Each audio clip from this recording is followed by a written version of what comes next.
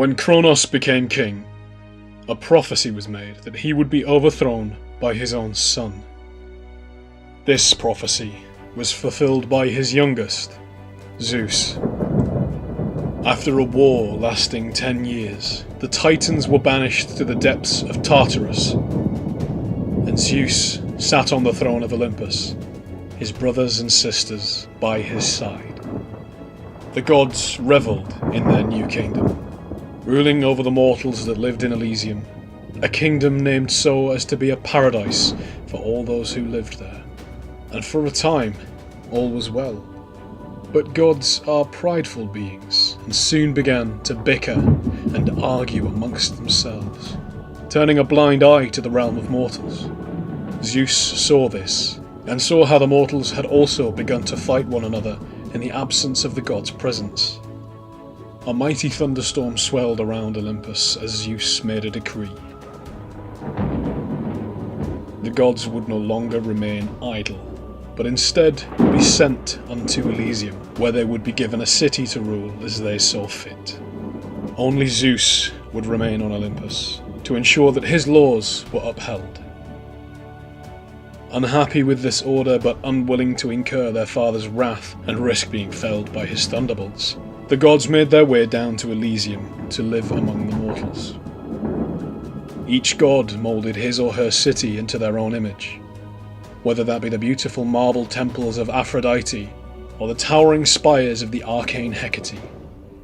The mortals rejoiced to be in the presence of the Olympians, and peace was restored again. No longer able to interfere with each other as before, the gods now use mortal champions to do their bidding. Through time, mortals have dedicated their lives into performing great deeds to gain the gods' favour, become their champion, and enter their names into legend. But peace can never last forever, and dire plots are brewing in Elysium. The war god Athena, as wise as she is beautiful, has gone missing. As tensions rise amongst the Olympians, other forces work quietly, and whispers are spreading that the reign of Olympus is coming to an end.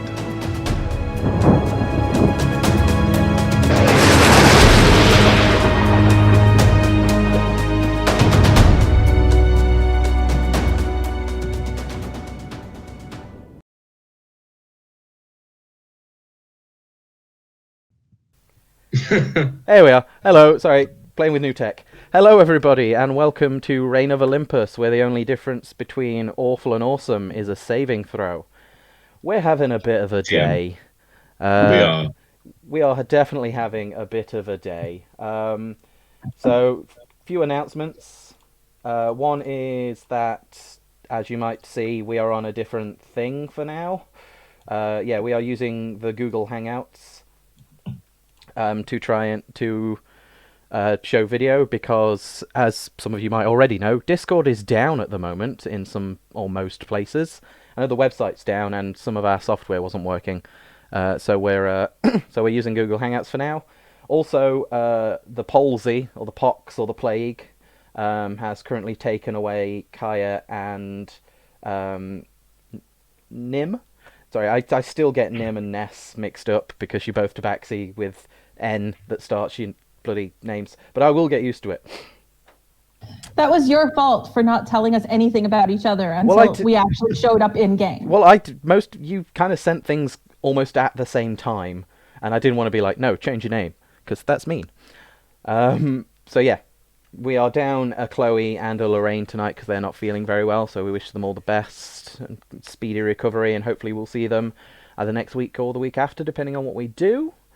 Other announcements. Oh, keep an eye on social media that you can now see the tags for. I've actually done stuff for it. On the new interface, as you can see, change things up a little bit, give you a bit more information on who's playing. Hopefully it looks a bit more interactive. Let us know what you think, because obviously when we're not doing the Google Hangouts thing, it means that things will be a bit smaller. But yeah, let us know what you think of the new screen, if you like it or if you like the old one. Also, yeah, keep an eye out on social media and the channel, because in a few weeks' time, maybe sooner, we will be doing weekly giveaways, which will be nice. and we'll let you know how to enter those. And then around June, you may have seen that Wizards have brought out a new supplement, which is bringing out a new supplement, which is quite cool, which is the Theros source book, which is all ancient Greek and stuff, which I'm very excited about, as you can probably imagine. So yeah, so around that time, we might be doing a giveaway of that book as well. So yeah, so keep an eye on our social medias and on the channel, and you might be able to win yourself one of the new books when that comes out in June. Right, I think that's it for announcements. I don't think there's anything else, unless you guys have anything. There is one quick announcement. Yes? It is International DMs Day. Oh yeah. So, we love you, Lou. Thank you. So slide into your DM. Oh, and you ruined it instantly. I know. Well, he wouldn't be run without it. True. Yeah. International DMs Day. Because what is it? Because we March 4th, and because it is the anniversary of Gary Gygax's death, I believe. Which something like. Yeah. So we have a lot to thank Gygax for. So yeah. So today is International DMs Day. So if you guys are in your own games, or if you are a DM, make sure to give them some love, or I hope you feel loved yourselves. So yeah. Other than that, we will go to the fun little Stormy screen, and then we'll come back and do a recap from what we got up to a couple of weeks ago. Okay, see you in a moment.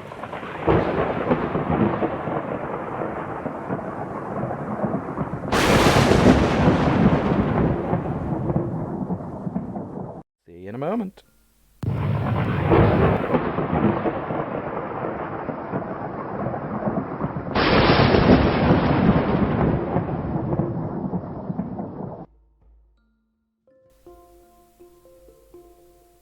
And we're back. Hey, that's working better. Sweet. Okay, so last time our heroes met up, you were on your way from Lagina over to Attica. I think I got the names right for once there, so go me. Even though I made the fucking place. So yeah, you're on your way there because a horde of spirits had erupted from the well in Lagina, keeping them at bay, and started possessing people all across Elysium, as far as you know. You don't know what their goal is, if they have one, but you know it's bad news for the entire world of Elysium. So you decided to head over to Attica, where Persephone reigns, and Persephone being part goddess of death and the underworld, hopefully the people there can give you some aid on what the next step should be on stopping this undead horde from enacting whatever nefarious plots they may have. On the way, you met a few people. First off, you met a very slimy beast trader, where he had lots of exotic animals, one of which Runt purchased, the Crocatoo. What did you name it again? Named Scales, was it? Yeah. Yeah. He's muted, so. That's fair. But yeah, Scales the Crocatoo, which is part crocodile, part cockatoo. It's exactly. I'm 100% adorable. It is 100% adorable and so stupid, but loyal. So yeah, so Runt has a new pet, but you also noticed that the tradesman was selling something that you'd actually come cross paths with before, which is the ogre troll children that you found in Typhus a few real-time months ago, but a few weeks ago in your travels. You met some cursed children that were branded by a certain mark and were being turned at the turn of dusk and night into these giant ogrin-type beasts that were attacking the town. A few of them managed to get away, and somehow this trader managed to get his hands on one and was holding it captive, looking to sell it on once he reached his next destination. You persuaded him to hand it over to you instead, and he went on his way, and you guys took the child with you, which was a logistical nightmare, but probably the right thing to do. Eventually, among your travels, you managed to Mercy, having become a lot stronger in her magic since the last time you met them, use a remove curse spell, and cured the child. However, sadly, the child is still feral, and it's been spent so long in the wilderness and as this beast that it seems to have forgotten what it's like to be a civilized being. So you're currently stuck with this feral child, thankfully no longer cursed. You also met an interesting gentleman that went by the name of Saray, that all of you loved and adored. He was a bard, and he was on his way to the Delphinian crossroads, and to which he said he was performing for this new festival that he'd been invited to. You all reluctantly travelled with him, one, because you were going that way, and so you couldn't really avoid it, and two, because he had a cart, so you didn't have to physically carry the cage with the child in it the whole time. Eventually, after managing somehow to not just kill him and take his cart, you reached this festival where, apart from some other obvious guests from different places across Elysium, you saw that the whole festival was being held by halflings, apparently. Whilst discussing what you were going to do next, the bard made his way into the centre of this gathering, onto a pedestal, took the cart with him, probably forgetting that he had your luggage there completely, and stepped onto the podium, announced that he was here at last, and sprouted giant, white, fluffy, angelic wings. And that is where we last left off.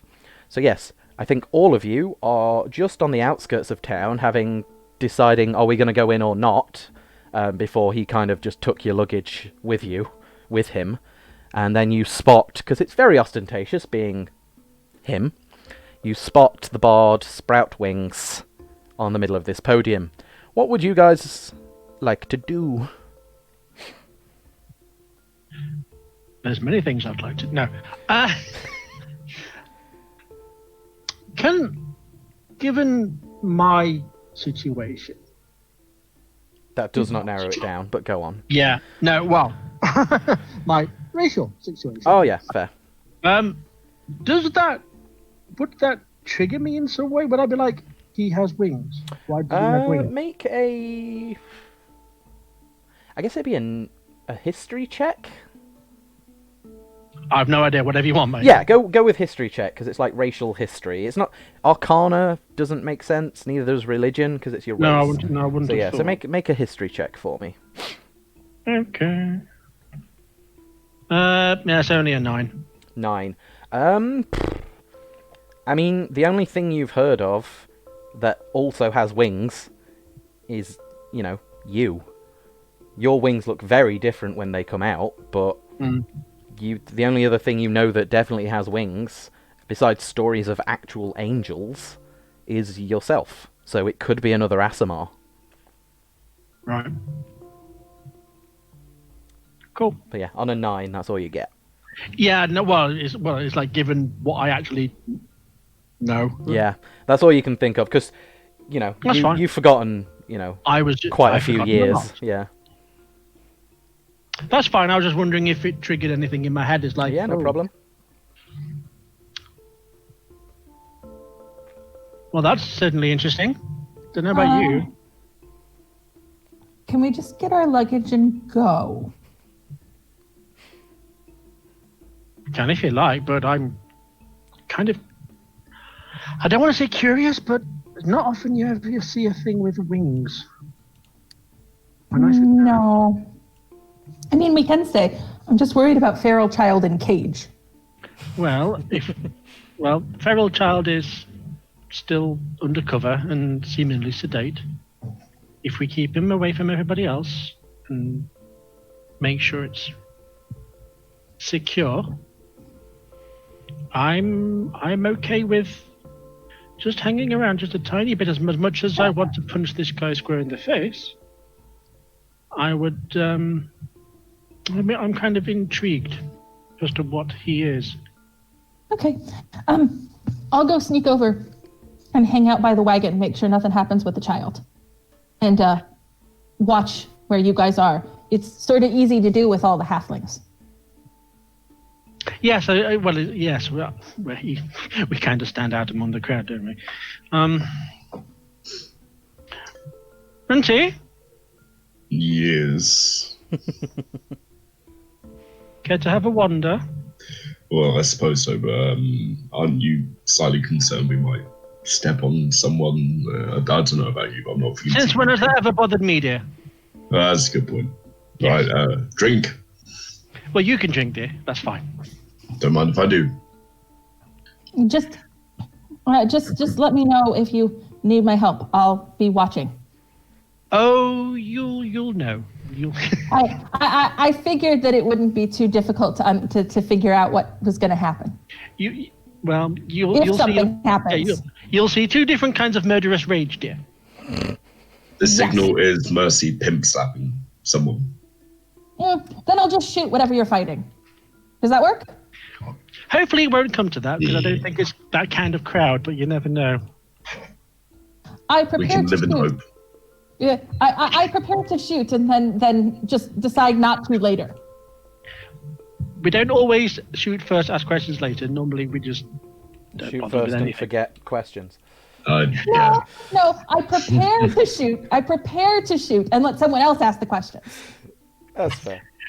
Duly noted. Okay, so are you two wandering in and Ness? Ness, yes. Nice. Yes. Stephen, Harry, Myrtle. Oh, Sneaky cat. Jesus Sneaky Christ, cat whoever that perfectly is. fine. Yes, Sneaky Cat. Are you sneaking in? Yes, Sneaky Cat is sneaking in Okay, within 25. 25. So I want to sort of where is the wagon in relation to the edge or any sort of cover related stuff? It's Or not. is he just drigging it through the middle and dump and Yeah, like? yeah. If you remember from last, he didn't even like park the wagon and then go to the podium. He got up to the podium and stepped from the wagon onto the podium. So it was literal like ostentatious stride, and there he is. So it's currently right in the center as he is playing. He seems to be like tuning his lyre. Okay, I am assuming that he is attracting the most attention from everyone at this point, having just grown wings. A little bit, yeah. It's it's not a common thing. Okay, so then I'll pull up my cloak hood, so my face is not like crazy visible. Yes. And well, you rolled a sort of- 25. You're pretty stealthy, regardless. yeah, and I just follow it, like I'm walking after him, like I'm the person who's supposed to pick up the fact that the wagon didn't get. Like, Oh yeah, so you're pretending like you're like Stop. you're one of his roadies, which he's Yeah, he's and kind of then adopted you as at this point. exactly, and then I make sure that the wagon is not going to roll away, Yeah. and then I hide in the back of the wagon. So are you hitching the wagon My to 25. Are you hitching the wagon to somewhere, or are you just If standing it there? is if it is possible, yes, I would like to make sure the wagon does not roll randomly. Yeah, like on the outskirts of this like camp, there are like hitching posts that have been nailed in where other people have got their horses, and there's like an area off to the north kind of side of things where there's lots of parked up caravans, where like you imagine this is like a traveling festival, and like their caravans are kind of over there, and then guests that have turned up have kind of hitched their posts, like hitched horse, well, mainly like oxen and the odd camel, which you notice, and donkeys. Not a lot of horses, maybe like one or two actual horses, but there and are no crazy bird things. no crazy bird No things other this crazy time. bird things? No crazy bird things this time. No. So, yeah, I'll sort of move it over there if there's a place that's close enough that I can sort of still have a vantage point of what's going on. Yeah, it's quite open. Like in terms of the camp itself, they've left it as open as possible. So the main like thing, there's lots of different market stalls almost, and like teepees or like lean-tos set up in almost a circle, but leaving the main roads and the center kind of open for like drinking and socializing, and the podium. Okay. And you can So see. then I'll move to a hitching post that has a vantage point where I can still see what's going on in the center. Yep. And then just One sec. Yes, the Ray doesn't notice shit. He's just there, like, And- tuning, like, ma, me, and just, yeah. and so I just take it, hitch it up, and then jump on the back of it. Don't bother the child, and Okay. just sort of blend in. Yep, that's absolutely And fine. watch. Fair. What the rest of you doing? The other two? We'll say the other two are with you, but they are weirdly silent this time. Right. Well, I'm gonna find a drink. Don't know what you intend to do, Mercy, but we can always have a wander around. Well, I'm sure. Well, you always seem to have a unique charm about you, especially with ale flowing somewhere. Maybe you could get a few tidbits of information, and I'll loiter with intent and see if I can figure out what he's up to. You have me at ale. Good boy. Okay, so you guys just wandering in and splitting up and kind of surveying the scene / looking for booze? Well, I mean, definitely looking for booze. Yeah, I was going to say, the surveying the scene comes secondary to you, but Mercy doesn't really drink. Yes. More for me. Yeah, we'll sort of like, cover more. We would cover more ground separately, trying to do whatever we need to do to try and Yeah, of course.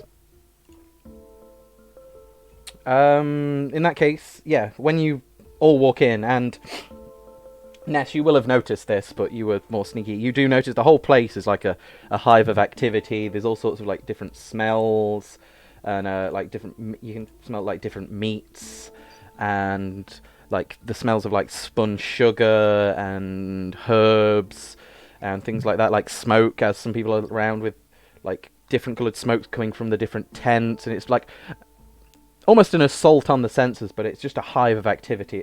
It's a definite party vibe going on as you go around, and it's actually, for those of you that don't just hate people, looking at you here, Mercy, it is quite nice. It is, it's a lot more light-hearted than what you've had the past few days. Runt, it's easy enough. Like every other kind of in between the marketplace tents, there are people there with like clay pots with wine in, and like the odd barrel of exotic ales and things that they've been bought from like maybe lands not on Elysium and places like that. So yeah, there is quite a lot. There is plenty of places for you to get booze, and again, full of halflings, fucking everywhere. Right. Well, I'm going to find somewhere that's suitably inexpensive. Just sit, have a couple of drinks, try and chat with some of the wee folk. All right, yeah. So it's like, oh, you're right. How are you doing there? How are you? You're quite a big fellow, aren't you? You're quite big. No, you're very diminutive. I'm looking. I mean, for yeah, I can't lie. That we are quite small as a race, but you're quite large, even for the normal folk. Flattery will get you nowhere. Okay. Oh, okay. Well, in that case, booze. Definitely booze. Okay, that will get you very far. Now we're speaking the same language. It's really nice to meet you. And you, I'm Runt. I'm Malison. Malison. It's like Alison with a name. My grandmother was named Alison, but sadly I came out more obviously male, so they named me Malison. I imagine childhood was very difficult for you. No wonder you spent your life. Actually, it was quite nice. I had a big family. We had a lot of time to play and experience life. What was that? Malison, Dallison, Ballison? No, that would get quite confusing, I imagine. Why? What's your name? My name is Runt. Runt? I won't ask what your siblings were called if they all rhyme. Yeah, it's as bad as you think. Yeah, some people, if anybody was watching right now, that might get them demonetized. If anybody was, then we'd have an issue, but I'm pretty sure we're alone here. Well, you say alone is very subjective. There's quite a few people here. Have you been to a halfling festival before? I have not had the pleasure. We don't have many halflings. You are in for a treat. What we lack in size, we make up for in personality and having a good time. I think you're going to enjoy yourself. You know what? I think I might have found home. Right, let's get the booze flowing. Booze is flowing. Yeah, booze. He's passes you like a big old, like one of the biggest cups they have of a nice wine. And he's just sat there, like, you haven't gathered like a big crowd, but there's definitely a few people like, oh, that's new. Like, Minotaur, you'd see the odd Minotaur. Like Elysium is probably the most common place to see a Minotaur, but it's still not common. Not to see a civilized Minotaur that socializes and drinks with others. As you know, they're very much like hit things first, talk to the people later if they have anything worth talking about. I do my best to play up the crowd, just like flex and that's very show impressive. Off my Minotaur might. And what brings you here? What brings you to the festival? Well, we were just passing through. My traveling companions and I, we're heading further inland. We have something of a mission. A mission? Are you like military folk? No, we're just travellers. We just I happen can to find understand ourselves that. in our share of trouble. You see, most of us here are also travellers. That's why you can see the caravans over there. We don't really stay in one spot for long. But And I have to admire the caravans. They come in my size. I mean, they're built for us, so not really. But you might need to maybe get one of the open-topped ones, but it could probably take you. Although I don't think we have any for sale right now. Oh, that is a shame. I mean, to be honest, there are a few merchants. If you ask around, they might be selling some mounts for you. But in terms of the caravans, we kind of, all of this has to go back in there at some point. I take a moment to feed a little bit of wine to Scales. You have to pull him out because he starts drowning.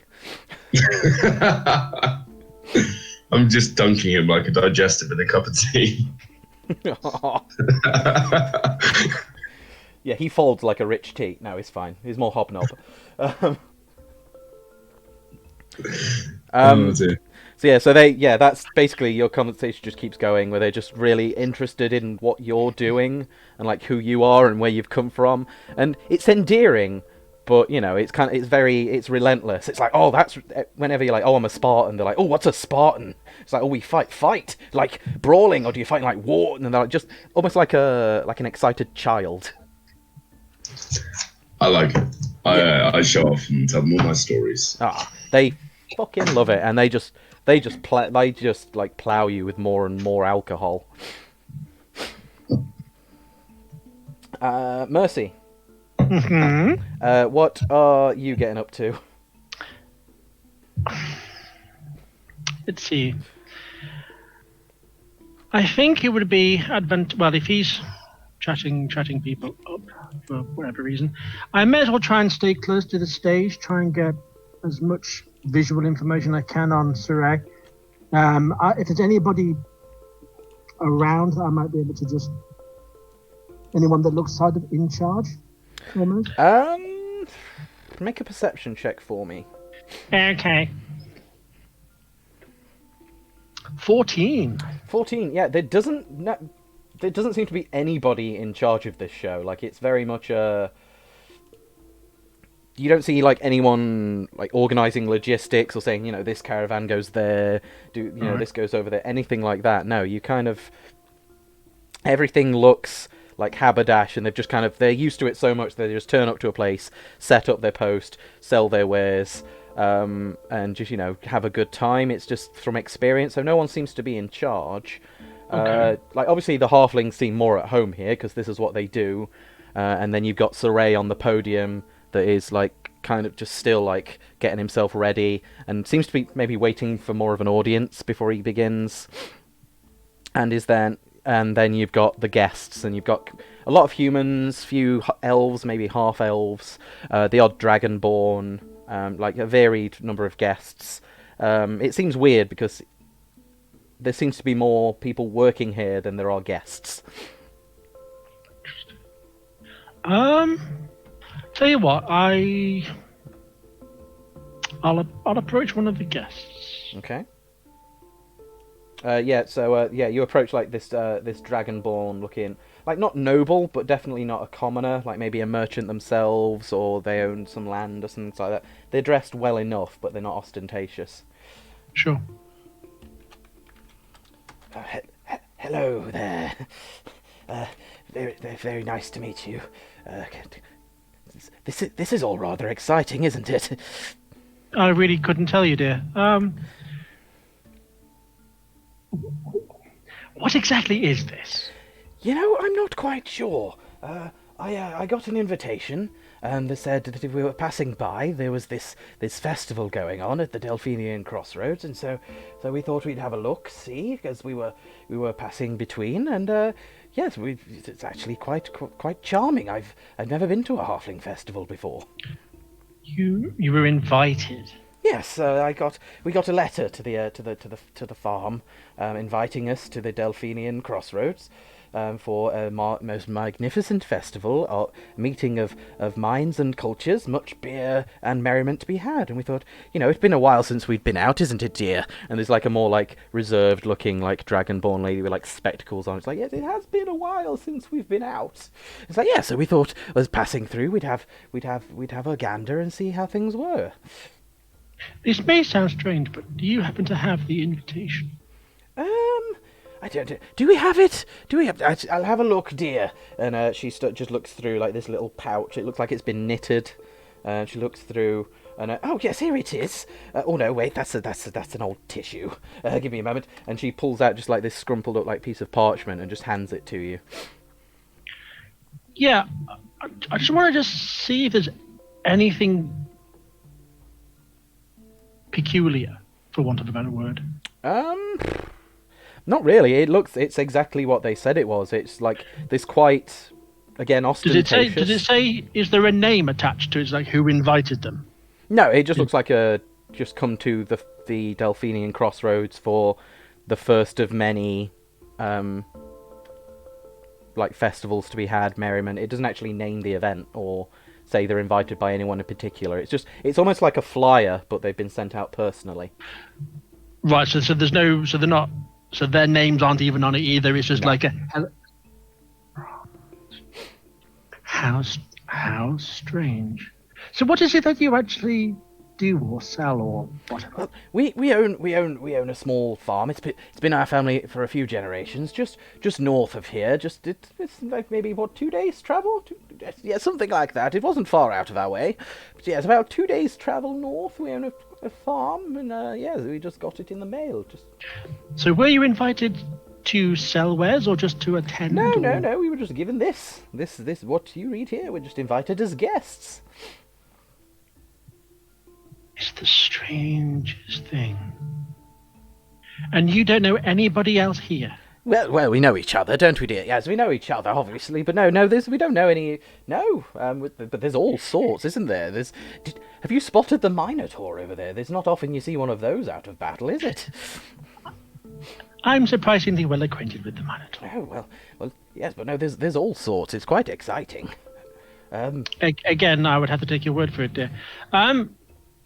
Do you know him on the stage? Are you aware of him? No, I can't say I am. I mean, the wings are new. I've not spotted a fellow with wings before. That's quite interesting. Is he a friend of yours? That would be the loosest possible explanation of the word I could think of. Right. Well, he looks like he's preparing for something fun. So, I was just curious if you've actually heard of a famous bard called Saray. Saray. It's just Oh shit! Well, that dice has gone forever. Oh, and he's back. No, I haven't heard of a Saray. No, but then again, we don't get out much. We haven't been to a symposium or a theatre for quite some time now, so we're not really up to date with the local musicians, as it were. Yes, that's one of the reasons we thought we'd come out, eh? Get out a bit, dust off the cobwebs. Isn't that right, dear? Yeah, it's quite right, dear. Okay, that's half what I expected, but at least. Okay, well, have a nice time, my dear. Don't, try and enjoy the festivities while it's around. And we might see you later. We're gonna try and we're gonna get one of those toffee apple things over there. It's quite fun. Yeah, they just bow and just wander off, like arms hooked in each other, and just kind of. I'm just going to just massage my temple a little bit. Okay. Yeah, I might just try and circle around, see if I can like catch any sort of like any whispers or talks or any sort of like murmurs, whatever. I'm going to be trying to constantly keep an eye on what Saray's up to and see if he's, No worries. Well, while you're making the rounds, if you want to make me a perception check, I certainly can. I'm gonna check in on our feline friend. Are you just what are you doing right now? I'm watching, and what do I see? You see a hive of activity. Like there's people selling like candied apples. There's people selling furs, selling clothes. There's people like telling stories. You can see in like one area there's a few halfling children and the odd like visitor watching as there's like a puppet show going on in this little booth. Kind of like showing like old tales of like Greek heroes like Achilles and Odysseus, but like every now and again you'll hear like a oh or ah and like cheers and things from the children as they're enjoying this puppet show. And it's like just this huge like almost like a Renaissance fair if it was organised by Greek halflings. And the child under the cover is quiet. Yeah, like completely quiet. You can check in on them if you want.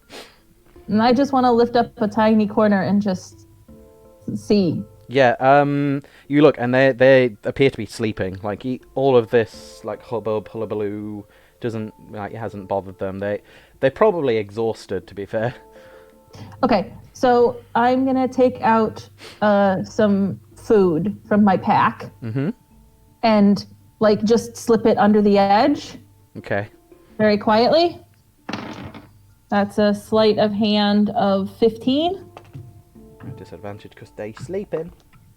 Yep, they don't seem to notice anything. Okay, so I leave that there in case the kid wakes up and is hungry. Fair. And then I sort of tie down the edge of the blanket, or Yeah. like weigh down the edge of the blanket so that it's not just going to fly up if there's a big wind, or so that it's a little bit more difficult for some ambitious halfling child to go like, ooh! What's in there? Oh, kidnapped child. Yeah. Yeah. Which is basically what it looks like at this point. Exactly. So that's the goal, is to just make it like more difficult for somebody. They have to really intentionally want to look under it as opposed to just accidentally look under it. Yeah, of course. And then I head over to something that resembles food. Okay, there is a lot of that. Like I say, there is people like making like there is a huge like boar or pig, some sort of pig on a spit being like served up. There is like candied stuff and sweets. There is like wraps and things. Like there's like all sorts of stalls. Pig on stick sounds good. Pig on stick. Okay, you go over. It's like, oh hello. What can I get? Do you want front or do you want back? Middle. Middle. I like the fence sitting. Okay, that'll just be the 1 copper. Thank you very much. And may I ask, what's your name? I'm Nesdal. Nesdal, that's a pretty name. I like your ears. Yes, they are my ears. They are your ears. They're very nice ears. Sorry, I'm Median. Sorry, it's been a bit of a day. We've seen a lot of new people. It's very nice to see the exotic people that we're seeing. Could I get you? Do you do this often? Yes, like we travel from place to place. We see a lot of new people, but then again, it's a lot more of the festivals are quite small.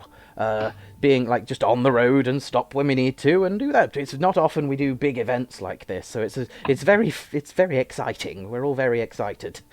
Did you plan this event? In a sense, yes. You know, we were going to be here, so we thought we'd do a bit of advertising, and we sent out some invitations. Yes. Did you invite him? I point at the ring, shiny. I mean, I didn't send out the invites personally. I'm in charge of catering. But I assume they're invited. They seem very important from, when the ding-diddling-ding. He is a very strange individual. Oh, is he a friend of yours? No, we met him on the road. Oh, well, some of the people you meet on the road become the best of friends. That's how we all met. Mostly. So all of you guys, I sort of circle indicate the wagons that are selling things that belong to the halflings. Do you guys all travel together? Not all the time. Some of us split off, some of us join at different times, depending on what we're doing. But yeah, we kind of move in a convoy for the most part. It's advantageous to stick together because we can put things on like this. I'd say this is one of the bigger gatherings, but this one's been, this one's more of a big deal. But yeah, we're never alone. That is nice. I travel as well. No, it's good. It enriches the soul, really, doesn't it? I would like to stay at home for a little bit, but I cannot. No, fair. Well, my home is wherever my wheels rest. So maybe consider that home's not always a specific place. It could be the people. That is true. I miss my family. Yeah, well, that's okay. I understand that. We're a makeshift family, but nothing beats blood in the end, does it? Big cat cuddle piles. That sounds like one of the comfiest things I've ever fucking heard of. Have a nice evening. You too. Would you like a drink or anything? I will wander. Okay, well, you have fun wandering. Thank you. And you wander off.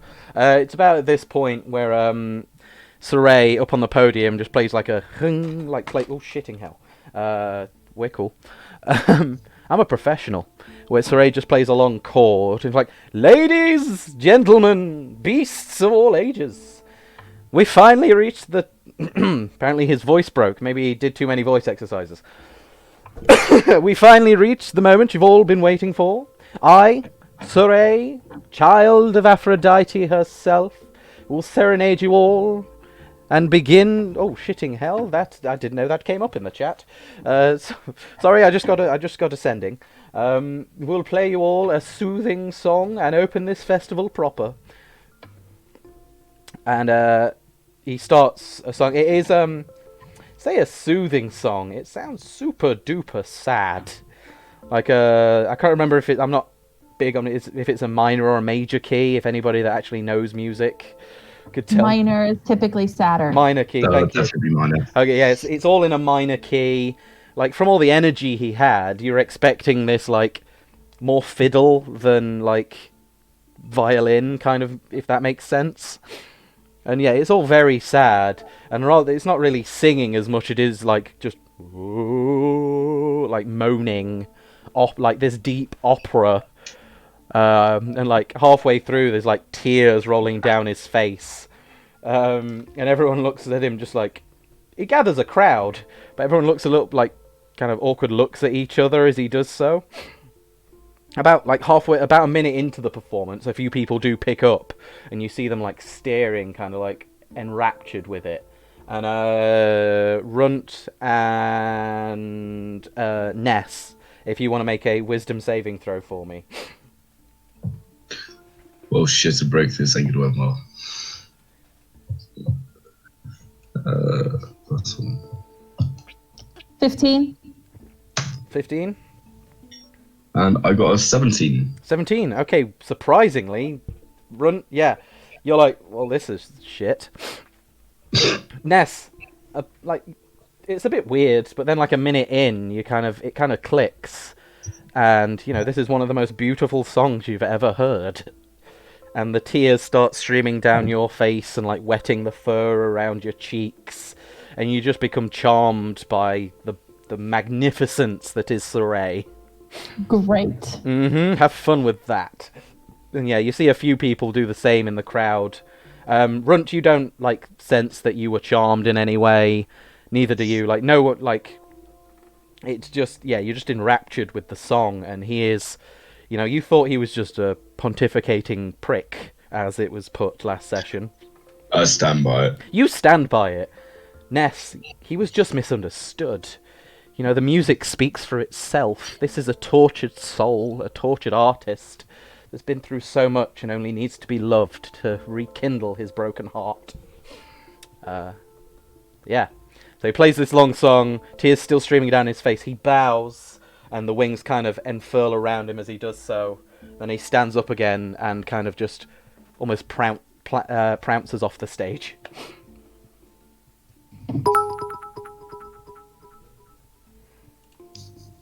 And he makes his way over. You're all in separate places, so I guess he just kind of, the few people that seemed enraptured by what he was doing kind of crowd around him, and they're like, oh, thank you very much. Oh, thank you so much. Oh, no, thank you.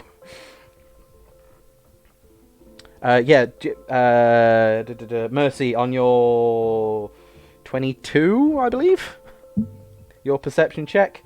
You see, you spot when he's about to get ready, and as the performance is kind of playing, you don't spot anybody like being charmed or anything like that, but there seems to be like this aura coming around, like emanating off of him. It doesn't look untoward, it just looks like somehow he got even more extra with magic as he's playing, and you realise that, much like Kaya is, he is like a magical bard, not just a performer. Okay. And that's what you kind of spot in that. Interesting. Okay. Is there anything you would all like to do at this point? I want to start a sarcastic slow clap. You do so. Hang on. Just because it'll be fun. Okay, yeah. So you start this like sarcastic slow clap, which then the few people like kind of just look at you and try and hide the smirks from their faces, but there's 3 or 4 people in the crowd that just go, yeah, yes, yes, and they just start clapping, and it turns into like a rounding applause, which the few people that were sniggering kind of like reluctantly join in, and it turns into like a big round of applause for him, which is like, oh, please, no, stop, no, you're too kind. Well, that backfired.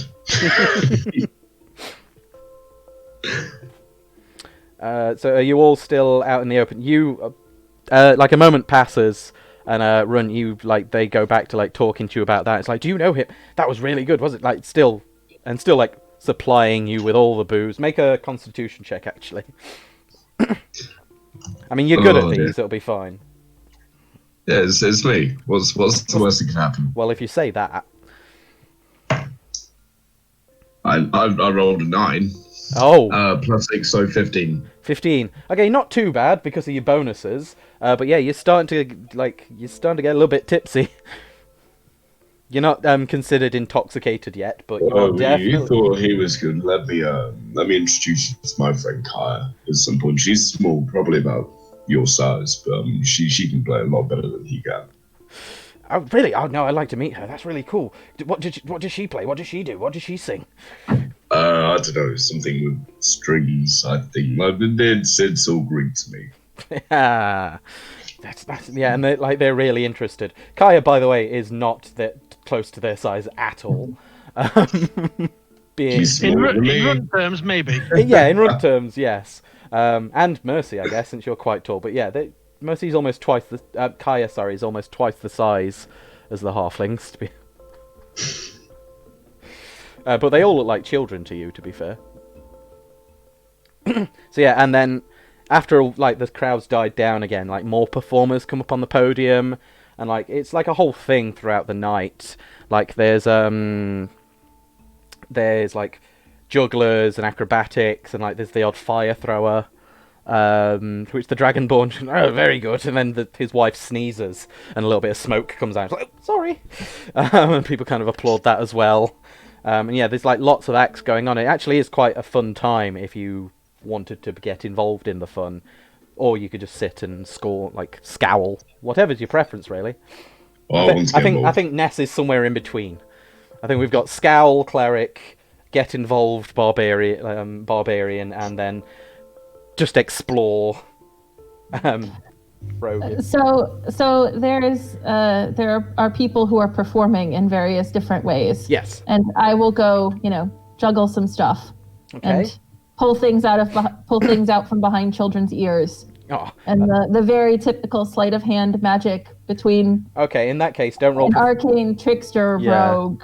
In that case, you can either roll performance or sleight of hand. It's up to you. Yeah, one of them I will roll. One of them I won't. I wonder which. That is a 17. 17, No, 18. 18, yeah, it's like the children, especially, and actually quite a few of the halflings, because, I don't know, you kind of get the sense that the entire feel of the halflings here is like a happy-go-lucky, we go where the wind takes us, see the brighter side of life kind of aspect of things. But yeah, they're very impressed, and like some of the children like keep asking you, like, how did you do that? How did you teach me how to do that? Things like that. And yeah, that and the fact that that you're a fluffy tabaxi, you're quite popular with the crowd as well. And there's dancing lights and Yeah. floating objects and I take it you just do this around the festival. You don't get on a podium or anything like that. No, I just do it around places with children. That's a 22 for some acrobatics thrown in there. Yeah, it's like you're showing up some of the performers, to be honest, and like a couple of them like give you a scowl, but then kind of like, yeah, fair, and they like applaud from the podium and things like that. And yeah, no one seems to hold a grudge, but everyone's just enjoying themselves in the different ways, and they're just kind of embracing everything. Mercy, still on that 22 perception, you're kind of like giving that face as you like look around things, and you're like watching Ness and like rolling your eyes at Runt and, you know, Kaya, and like everyone's interested in Chobani because it's a pupper with two heads. Who wouldn't be interested in that? And you're kind of watching, and you hear all the sounds, and then all of a sudden, like a certain sound kind of cuts through all the rest. It's like, magic items, get your magic items, enchanted wares, fool your friends, make a scene, hurt your enemies, whatever you... kidding me? Come and get your items, get them while you can. What's here today, you'll be gone tomorrow. Charming. Yeah, where is the hag? You look, and you kind of look around, like, oh, for fudge's sake. And yeah, one of the, like, lean-to tents, like, market stalls, has got two burly-looking orcs, and a small, like, halfling-ish, you're not sure at this point, woman with a bit of a crazy eye, that seems to be, like, selling some wares. How delightful. Do you go over, or do you... It's not as if we can buy anything off her, and she's a hack. You know what? Screw it. I'll have a quick word, and then I'm going to do something much more interesting. Okay. So I get you, Wiz. Find you. Oh, hello there, love. I haven't seen you in a while. What brings you to the crossroads? Nothing by choice, I'm afraid. What brings you here? Well, apart from the obvious. Well, yeah, I'm selling my wares. These are my people. These are my travelling companions. We go from town to town doing our thing. You know, Oh, so you're regularly part of this caravan? Yeah, this is my convoy. This is when I'm not off doing my own thing with the boys, you know.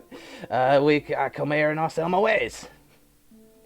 You're in charge of the convoy, or you're just... Am I? Fuck, no, I'm not in charge of these layabouts. No, we just, yeah, it's a mutual thing. I see.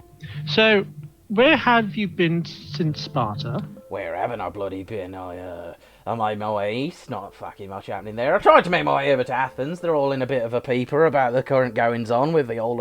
They're trying out this new thing, you see, in Athens. Rather than being ruled by one monarchy, god, divine being, since Athena, bless her soul, has kind of gone missing, they've decided to do this thing they're calling it a democracy.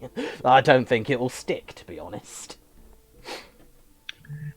Well, you never know. Well... Maybe, but to be honest, I've heard word that there's certain divine types of a aquatic nature that might be trying to move in on the territories they missed out on before, if you get my meaning.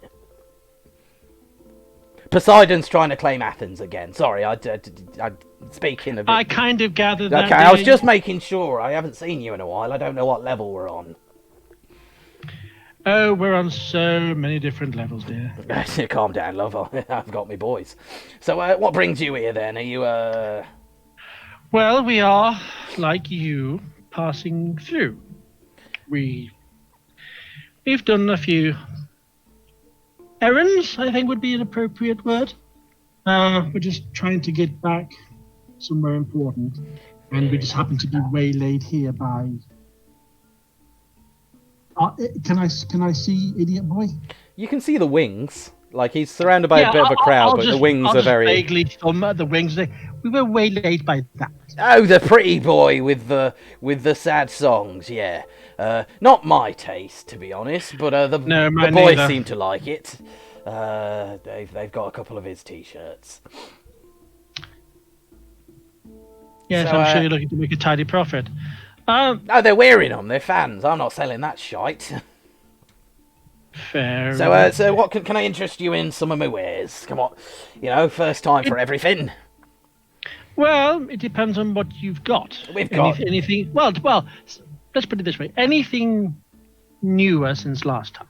New. We got pretty much everything new. So what we got? We've got a couple of water skins. This old shit. Oh, we got this new invention. It's called SOAP. Yeah.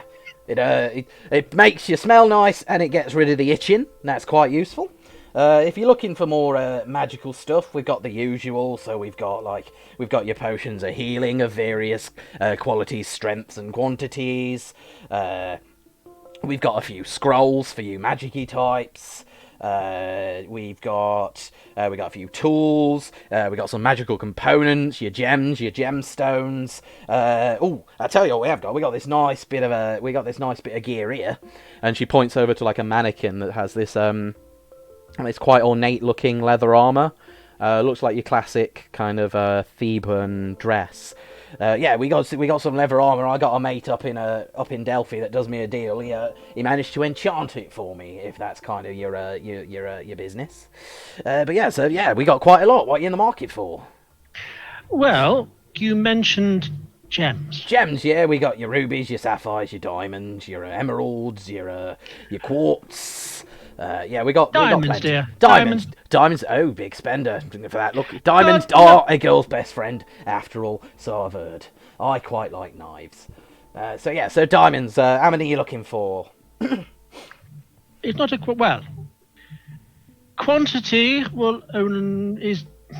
How can I put it? Yes, quantity is less determined more by actual cost, dear. Cost, and how much are you looking to spend? It depends on their quality and how much they're worth, really. Well, okay, I feel like we're going round in circles since the quality and the quantity aren't looking for.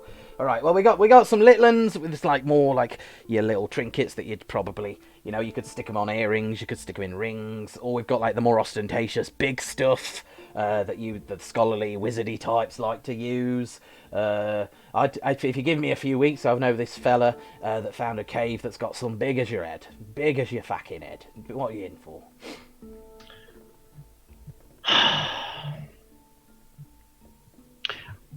I don't know what the approximate size would be. Let's just say possibly one to maybe fit in the palm of a hand. Palm of your hand for a dime? Fucking hell. Palm of your hand, you're looking at 1,000 or two. If that's not really your style, we got the smaller ones that are about 100 gold worth, 120, about this big. They're more like they'd fit on a chain for like a. To be honest, they like sit on your belt and look all shiny. Intriguing. Well, that's certainly worth bearing in mind. I will have to make sure that they are decent. That armor, by the way, what does it actually do? Yes, I can show you. Boys! And there's one orc. And he just walks up to the armor. And just at the top of his voice, just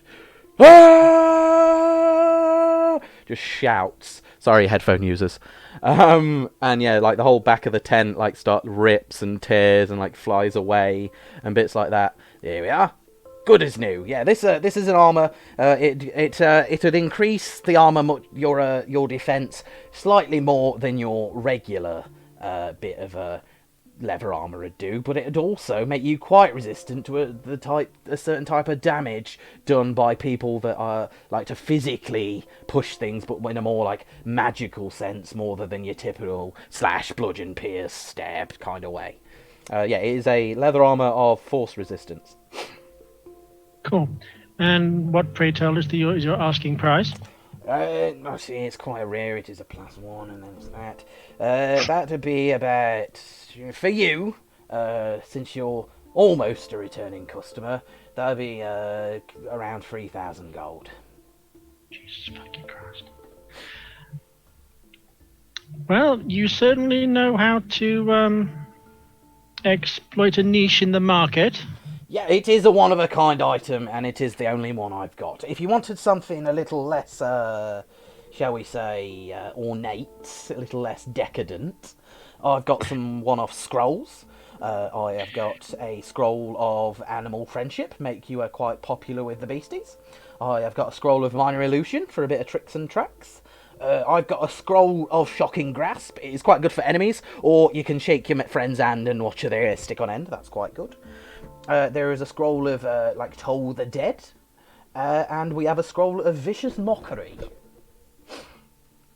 Intriguing. What's the asking price for each one, or do they vary depending on the actual nature of the spell? They vary from spell to spell. Most of them go for about 20 gold. If you want in the scroll that makes you popular with the beasties, that's 120 gold, since that spell is a little more powerful, a little bit harder to come by. And how much did you say the shocking grasp was? That one would be 20 gold. It is a one-off, unless you have the means to inscribe it into a more permanent tome. It wouldn't necessarily be for me, but I'm sure there may be use for it eventually. Fair enough. Tell you what. Seeing as we've never officially made a purchase, Well, I believe I made a purchase from your small friend. And then you wonder why I haven't reciprocated. I have no idea what you mean. No, I'm sure you don't. I will take the shocking grasp off your hands. All right, that'd be 20 of your shiniest per gold. Okay, I will hand over. Okay, yeah. I will deal with that appropriately. I would just one question, just not related to items. Whoever was who was English words. Put your teeth in. I know, right? I might have a salve for that. And I'm sure you use it daily. With regards to the symposium, Aye. and the people that were invited, do you know who did the inviting and who invited him? No, like I say, I just know him as Pretty Boy. I do not personally send them out. I think, being of halflings, they have quite a lot of connections in Pylos. And as Pylos, as you may know, is ruled by Hermes himself.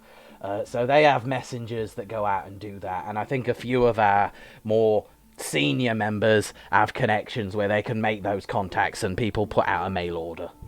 And would they have known they were inviting a child of a god? I mean, we invite all sorts. We do like our prestigious members. I don't know if they'd have known he was a child of a god. They probably would have just hired him for his performance skills, to be honest. Interesting. Okay.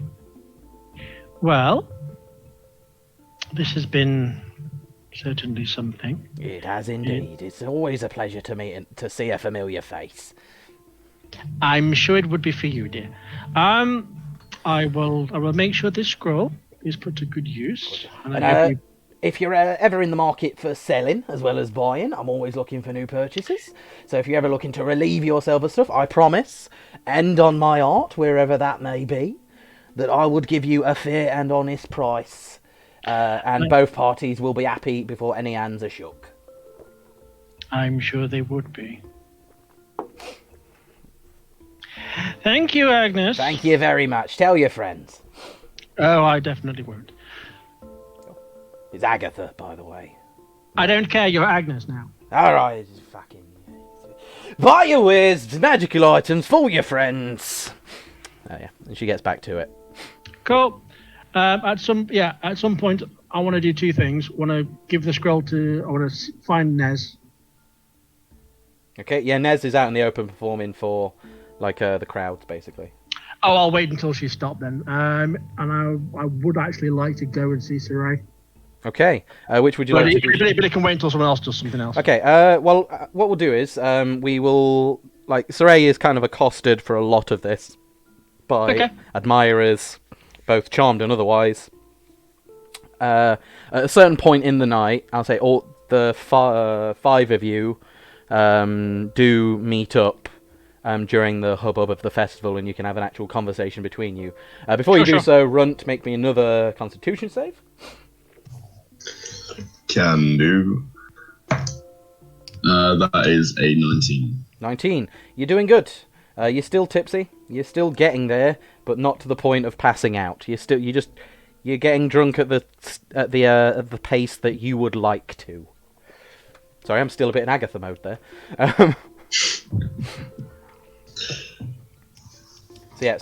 You all meet up as a party. Yeah, so I'll tumble over to land on the table where you are, Runt. Nice to drop in. Hey. Where the hell did you come from? Over there, I was performing for children. Do their parents know? I reach over and pull a coin out from behind your horn. Make a sleight of hand check. Runt, make a perception check at disadvantage because you're a bit sloshed.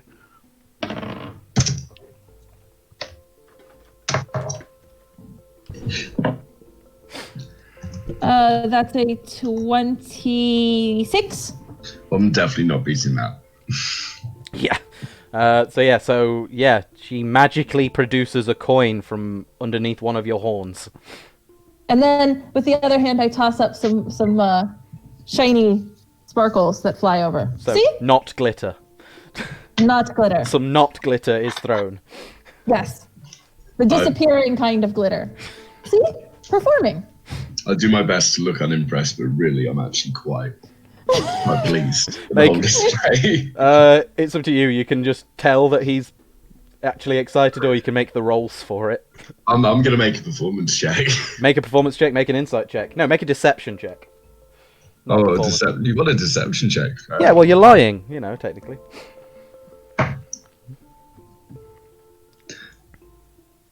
$24. Natural 1. Yeah, you kind of do this.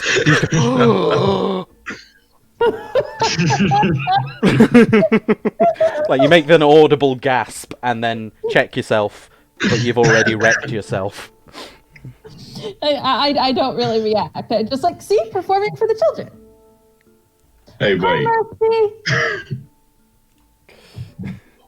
Do you mean to imply I'm a child? I get off the table. Hi, Mercy. Oh, hello. You look somewhat perturbed. Anything happened while you were out? When am I ever not, dear? I know it's a good point. There's the constant resting bitch face that is Mercy. Absolutely. You would never believe who I saw. Poseidon. Somebody we've seen before, dear. Not felt the wrath of. Although technically. Ares? Oh no, trust me. If it was Ares, we'd certainly know about it. I think if Ares was here, we would see him. Yes, he definitely wouldn't be shy about it. Let's put it that way. No, Agatha, dear. Oh, what, the little shrew woman? That one. Oh, the little shrew woman. Yes. Oh. Did you dunk her head in a bucket? Say that again, baby. Did you dunk her head in a bucket? Given the opportunity, she would have cried me a river and drowned in it. But no. I see you really like this woman. I like her the same I like everybody, dear. Oh, that's not a lot. It's still not a lot. My point exactly. And I'm mildly hurt to be put on the same level as Agatha. Oh, trust me, dear, you are definitely above her. Well, yeah, she's but really quite short. it's always marginal. No, listen. I managed to, against better judgment, I procured something, but also there is something that she has, that we may need, but she is certainly gouging the market for it. I will retrieve the scroll, and I will hand this to Nez. Is it a wand? No, I couldn't see the one that she ripped us off. Oh, did she rip you off before? It's a definite long story, dear, and it's a grudge that I will forever bear. I'm going to hand you this scroll. Okay. I do not know whether this is useful to you in some way, but given your magical tendencies, it doesn't seem to fit anybody else that requires magic. So maybe you can put this to some use. I do not know. Feel free to peruse it, and if you can use it, wonderful. If not, we can maybe sell it some other time. However, this woman,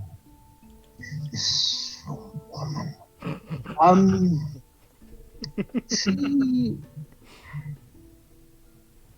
as much as I don't want to rob her, I think she does deserve to be brought down several pegs.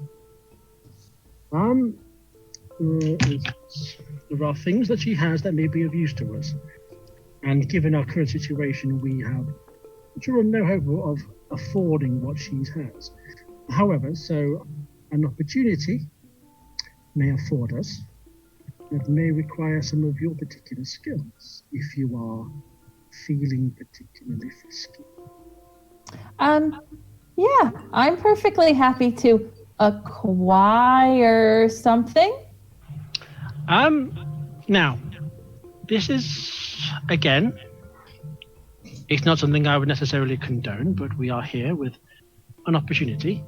And I hate her. So let's be honest, I hate her guts. So, there is something that may be of use to us later on, should certain things go horribly wrong, which I hope never happens. However, we may need something to do. And to do that, we need diamonds. And diamonds are tricky beasts to acquire at the best of times. And if we could maybe snag one, maybe two, reasonably sized ones, it would give us an opportunity to at least, it would allow me to save any one of your hides should the gates of the underworld go cold. Yes. So, where is this woman, and where might she keep these diamonds, if you have any idea? I will give her I'll give her a rough description as to where she is and where she kept the things. It's up to you. I might not be wise to try and do it openly, but maybe keep an eye on her, and if she tries to stow them away somewhere, you might be able to either sneak in or use your magical fingers. But it's yes, it would be a nice little bit of karma come home. I'm not normally the sort of thief, but you aren't either. So I'm going to assume that this woman is the sort of person that it would be okay to morally rob. Well, she is morally ambiguous and seemingly bankrupt in many other ways. So, yes, why not? Let's go with that. Okay, I'll go check it out and see what the situation is. If you have a scout out, yes. And then might be helpful to have a distraction. I'm sure we might be able to persuade Kaya or Nim to maybe... Or a very large, Kaya and minotaur. Nim have had quite a lot to drink themselves and are asleep, so you can't use the non-attending players as cannon fodder. I know. But nice try. I'm, a minotaur getting up and telling a story on top of a table is probably a big enough distraction. Well, she was fanboying over.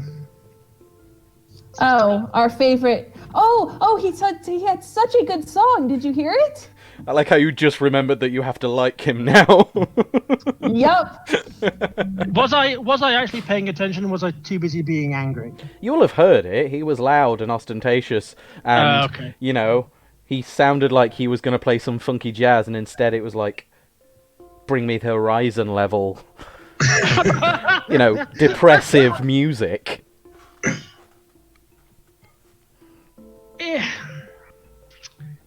Let's put it this way: I like tea, and he is not my cup of tea. He might just be misunderstood, but that's okay. He might just be a raving lunatic and an arse, but that's between us. If you want to have a quick scout, by all means. If need be, I'll arrange something with Rund, but I'd like a quick word with him in private, if you don't mind. No problem at all. I'll go scout it out. So you're going to go scout out. Do you want to do it stealthily, as most things?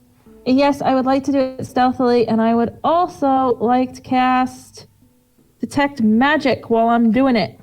Okay. What is the... Because I would like to know if she's got a magical trap that's going to cause me lots of problems. Okay, what does... Hang on. Okay, so what is the range on Detect Magic? 10 meters. How many is that in feet, 30, Miss America? 30 feet. Thank you. 30? Stop it! Stupid. Oh, miss across the fucking pond. In Elysium, we use feet. I am the American. I use the metric system. I tried to be kind, but fine. 30 feet. Yeah, we don't. You think we use the metric system? We really don't. We still use feet and inches and things. Because we're normal. We use a weird hybrid. Let's face it. We're inconsistent as all hell. Does it move with you as you do, or is it just like from where you cast it? It does. It moves with me. It's on myself. 30 feet. Concentration up to 10 minutes. You sense the presence of magic within 30 feet of you.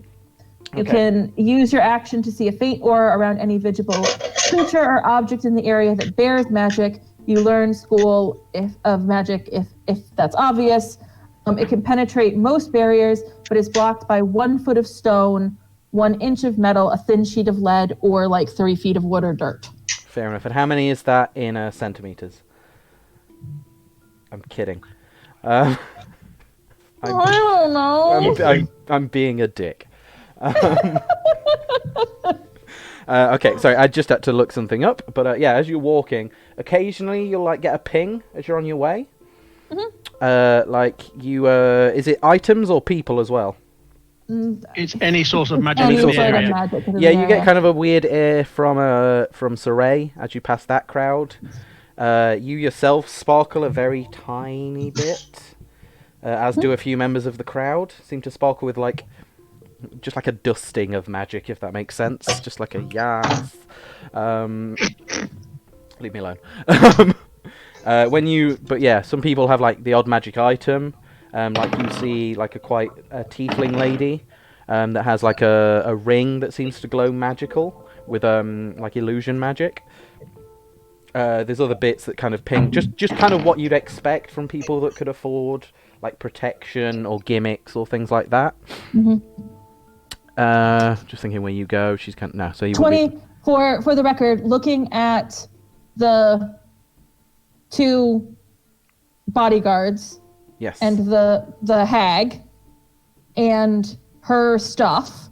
That is a 24 on perception and an 18 on stealth. Okay. And I'm looking for where he said the diamonds were, and what I could do to get them. What the situation is in terms of how it looks guarded. Is there magic around it? That's what I'm looking for.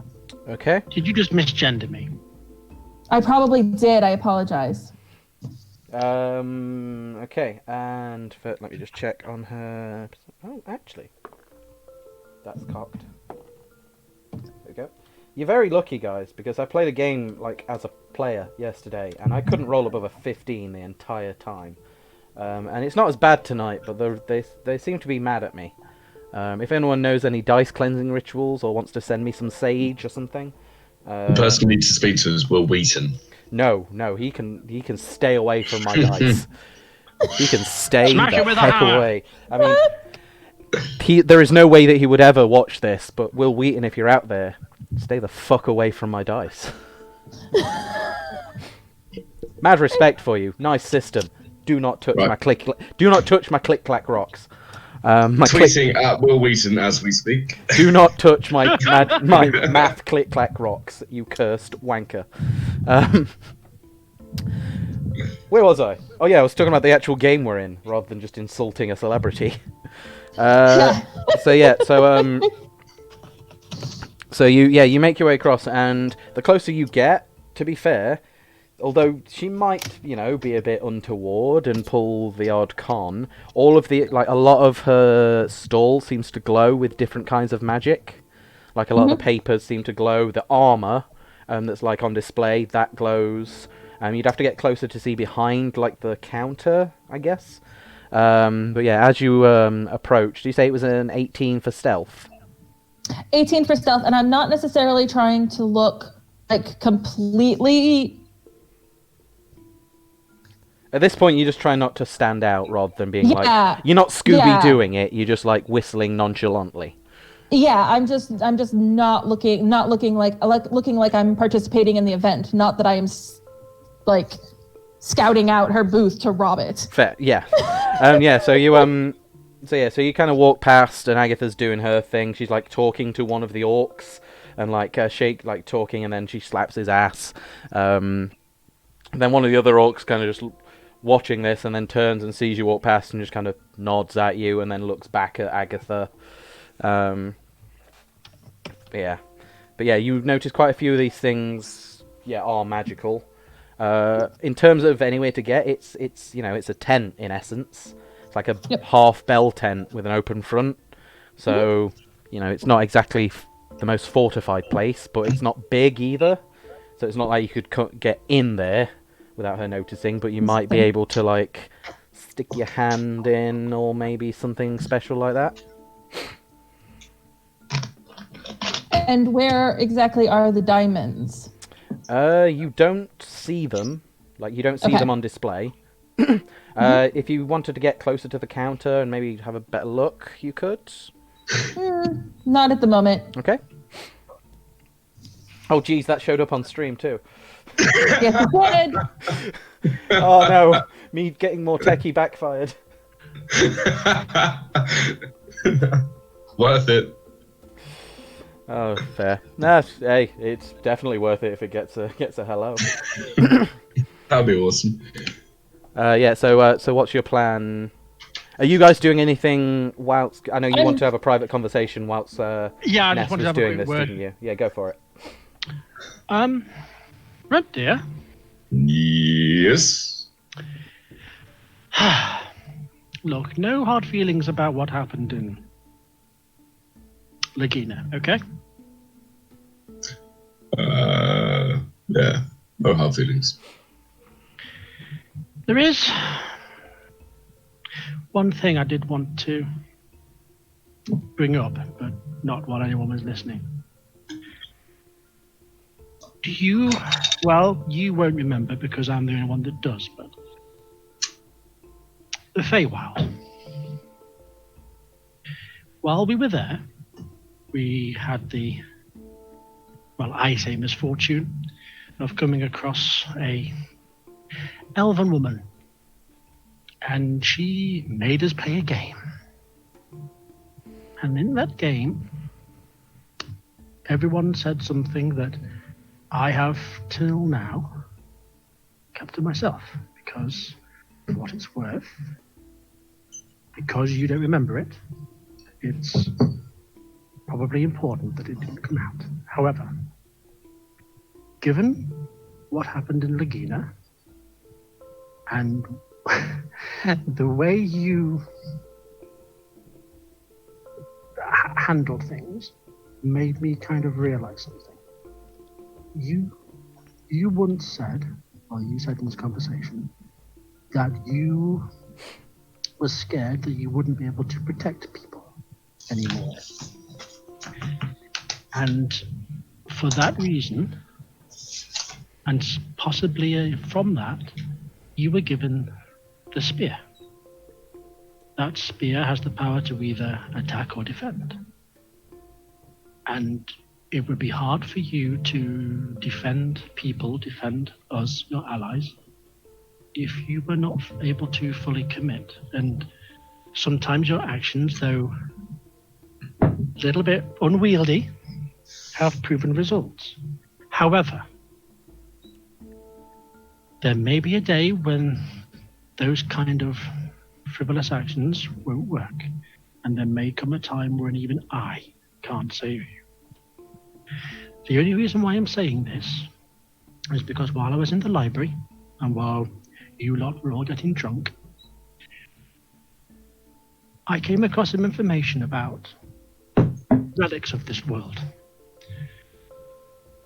Items of presumably great power created by these gods to bestow upon heroes, champions, whatever you want to call them, to be able to wield in times of great need. And listed in the information I found was this spear. Now, while my mace has its own unique sort of elements to it, it is not classed as one of these relics. Your spear is. Seemingly, in your hands, it may have the power to become so much more, and in so doing, make you so much more. And I say this with whatever love for you I can possibly muster, because I have spent time with you, and I genuinely do not hate you as much as anybody else walking this world. You have so much power. You have so much potential.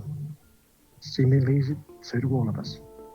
However, this spear that Ares gave you, he must know that you are worthy of something. And if you believe in yourself, and if you are not afraid to protect anybody that you are with, bravely, and not with any sort of random shenanigans. Whether they work or not, like I said, one day it won't. And not even your ineffable charm can sway all the gods all the time. I say this with genuine sincerity. Take this spear, wield it with the honor of a true Spartan hero. Regardless of what you may think, or regardless of what you have said to me and to others, you truly are more than you seem to be. If you are not afraid to protect, we will be with you. I will do my damnedest to keep you breathing as long as I am physically capable. I'm actually going to tear a piece of the cloth. I'm going to show you my scars. Only Kaya knows about these. Now you do too. This is something that I have lived with since God knows how long. And I am bound to find out what this means and what happened to me. But I need you as well. If you are the spear, I will be your shield. Together we will be good. Everybody will be good. We will all be better if we all believe. I'm prepared to believe. And this mace that I believe was just nothing more than just a token of my temple. It does this now. It does a working in a time of need. That spear in time will awaken for you if you just believe in it. And importantly, in yourself. Believe in what Ares gave you for. You have a true purpose. Just think on it.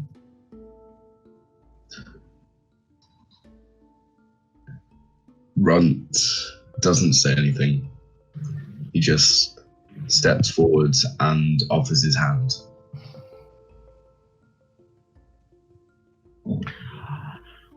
I don't take the hand. I just step in and I just put my arms around his waist. And I just lean up to you and say, "We never had this conversation." And I pull away. And I walk off. and then as I walk off, I'm going to cast mending on my thingies. No worries. As you walk off and cast mending, you turn around and almost fully walk into Saray, who, with his wings still out, just, "Hello there, friends. Sorry, I didn't mean to." Get the fuck out of my way! What? What did you all think? And yeah, we'll go for a break there. So yeah, we will go for a quick 10-minute break while everyone gathers their thoughts, empties their bladders, gets a drink, cigarette, anything you need to do.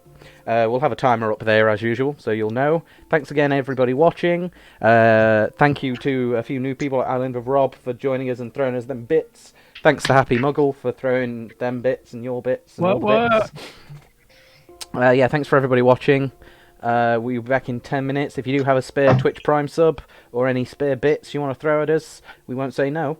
So yeah, and we will see you in about 10 minutes time. See you all very soon. Bye.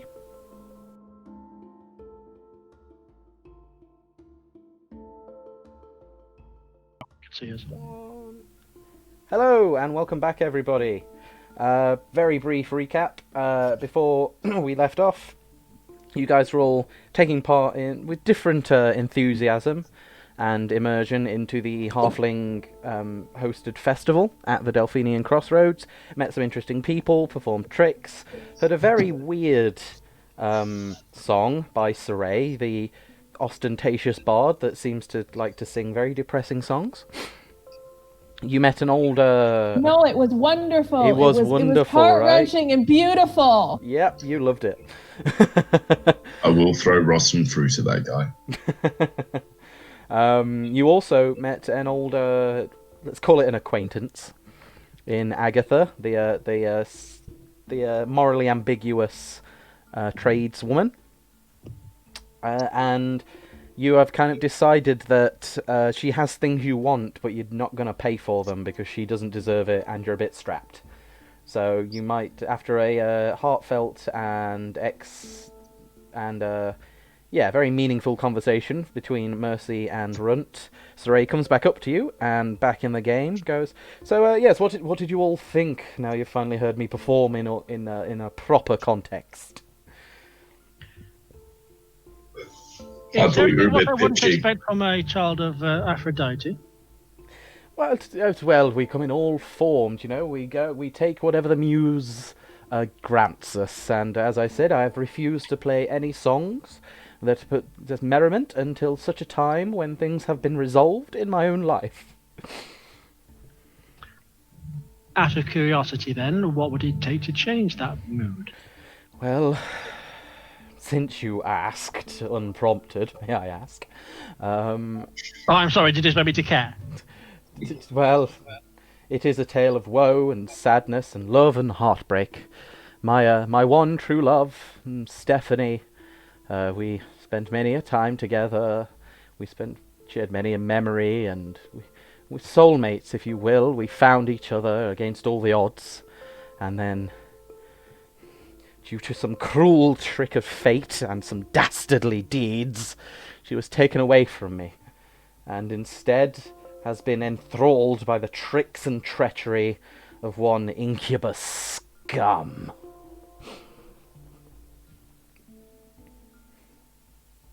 Does it have a name? Meligant. Yes, he tricked her into his heart and into his bed, no doubt, with his poems and his love songs, and he thinks he's so much better because he's thus. And yes, and she left me for him. But I know that her heart belongs to me, so there must have been some sort of infernal trickery going on there. The Incubus are all the same. I wouldn't know. I've never met one. Well, pray that you never do. They're smelly, dastardly fellows. I will have to take your word for that. Quick. So, given your own sort of power, how is it then that is he just more powerful than you? Not. He wishes. He thinks. No, of course not. He must have used some vile trickery in order to win her. I'm not saying that he didn't, but I'm just saying, but surely an actual child of Aphrodite would have means to counteract such things, surely. I would never. Not to Stephanie. No. I would never stoop to such levels. But to protect her and keep her in your arms, not his? You make a valid point, but as soon as I saw her, I vowed I would never use such mundane, untoward means to win her. I would not need to. We were made for each other. I did not think that she could be stolen away. Soulmates after all. Oh, how to be naive. No, his name's Melagant, not naive.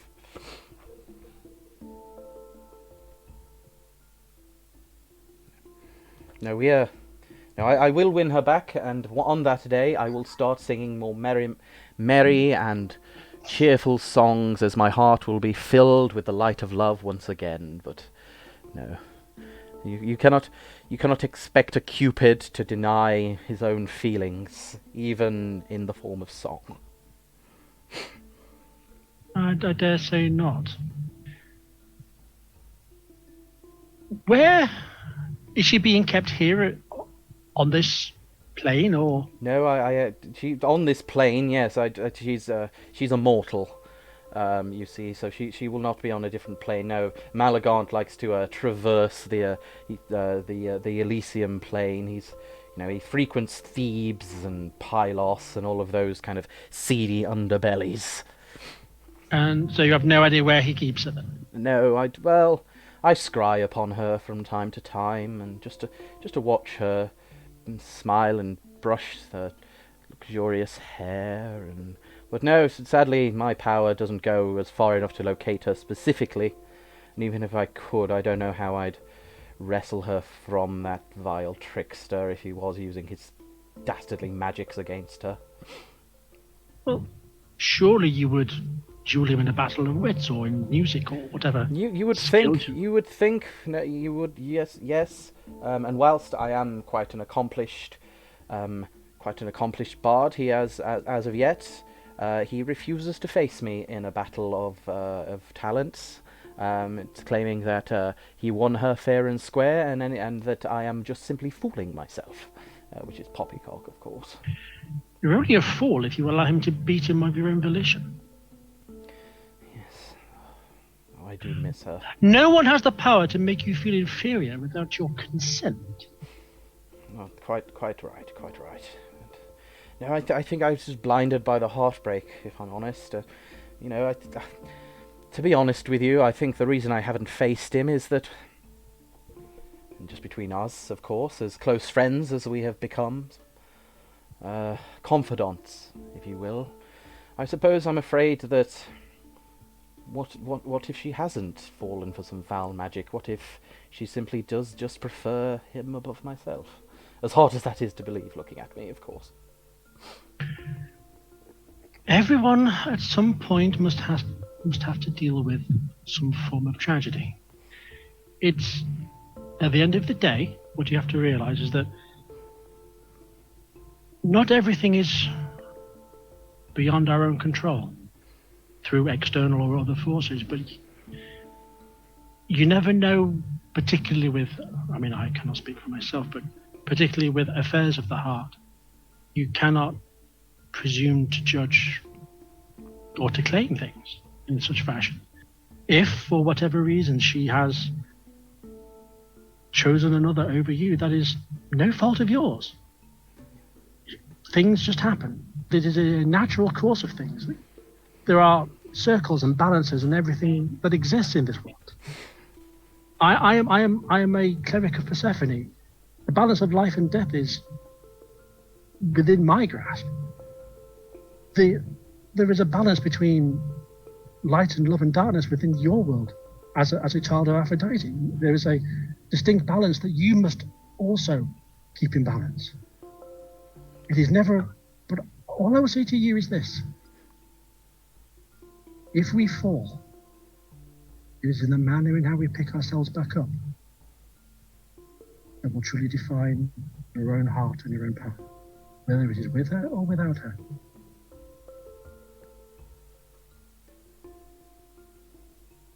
I think I understand. From what you're saying, I should acquire an assassin to kill Malagont and win back my lady. Thank you very much.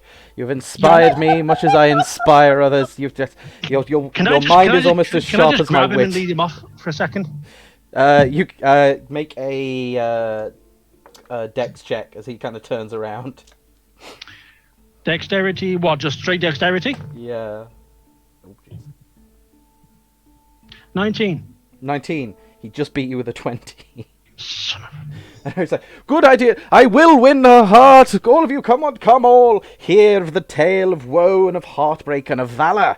That shall be the tale of Soray and his dear Stephanie. And he kind of trails off as he walks away. At this point... Oh my god, why do I bother? At this point... I rolled for it. It was hilarious. I know, it's great. No, not even the dex check. I rolled to see if it actually worked. He rolled a natural 1. Ness, you appear back with the group after doing your scouting mission. Did he tell you about his beautiful music?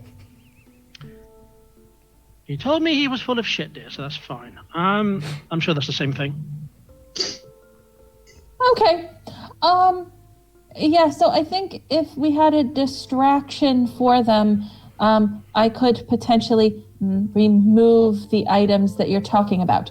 But they would know then, and I could also potentially give them the impression that the items were still there for a short period of time. But then she would know that they were missing.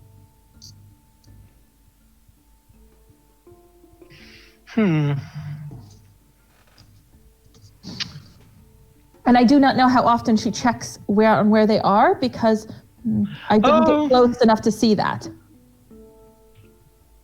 Knowing her, that might be, well, she'd be very ruthless in like checking that she has all of her stuff at any one time. I don't know. I mean, it's not the end of the world, but I just thought it just would be nice to just give her a piece of her own medicine. We can. We just need to time it right. Tell you what. If Run doesn't feel like charging into the china shop and causing a bit of a ruckus, you could always go and tell Saray that he has a true fan. Not necessarily you, but her. Ooh. Well, I'll point out that there is a certain gnomish woman who is awfully attached to him. Exactly.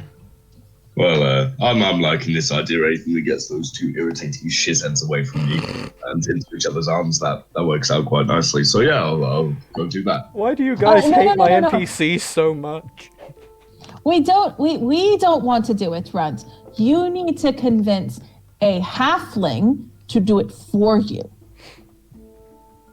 Well, she needs not to be able to directly track it back to us. I think I know just the halfling.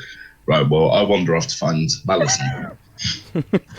There's a little circle of them, and they're playing their own like little songs. It's nothing like performing. It's like little folk songs in like a circle. He's kind of sat on top of one of the wine pots, and he's just playing like this little. I guess it's like a banjo. It's the best way to describe it. And just sing a little song, and they're all like just drinking in a almost like a hippie circle, if you will. And it's like, Runt, nice to see you. How you doing? How have you been? Would you like some more wine? You know, Alison, I would. He passes you another wine. I sit down next to him. I sort of join in with the frivolities before broaching the subject I've come to discuss. What's on your mind? You look like you've got something on your mind. Well, I have an acquaintance, a friend, really. You might know her, Agatha. Agatha. Agatha. Saint Agatha. Oh, yes, we know Agatha. Yeah. She's so lovely. She does so much for all of us. The thing is, she's I'm sure as you're aware, she's awfully shy, somewhat of a wallflower, if you will. And I happen to know she is a most ardent admirer of a certain bard who may have been performing at the festivities today. Is that the winged fella? I'm never, it's not my kind of music, but it was very good. Well, it's precisely that, gentleman. The thing is, I'm in somewhat of a bind because I want to do Agatha a favor. I want to introduce her to this musician that she idolizes, but she can't know that it was me that did so. She'd be mortified. She already feels indebted to me. There was a matter of a wand, and it's a long story, but needless to say, she is most certainly my debt. I wouldn't want to make her feel like she's any further indebted to me than she already is. Of course, now I get it. She is quite, like you say, she's quite the wallflower. She's, she'd hate to think that she owed someone more than she could give.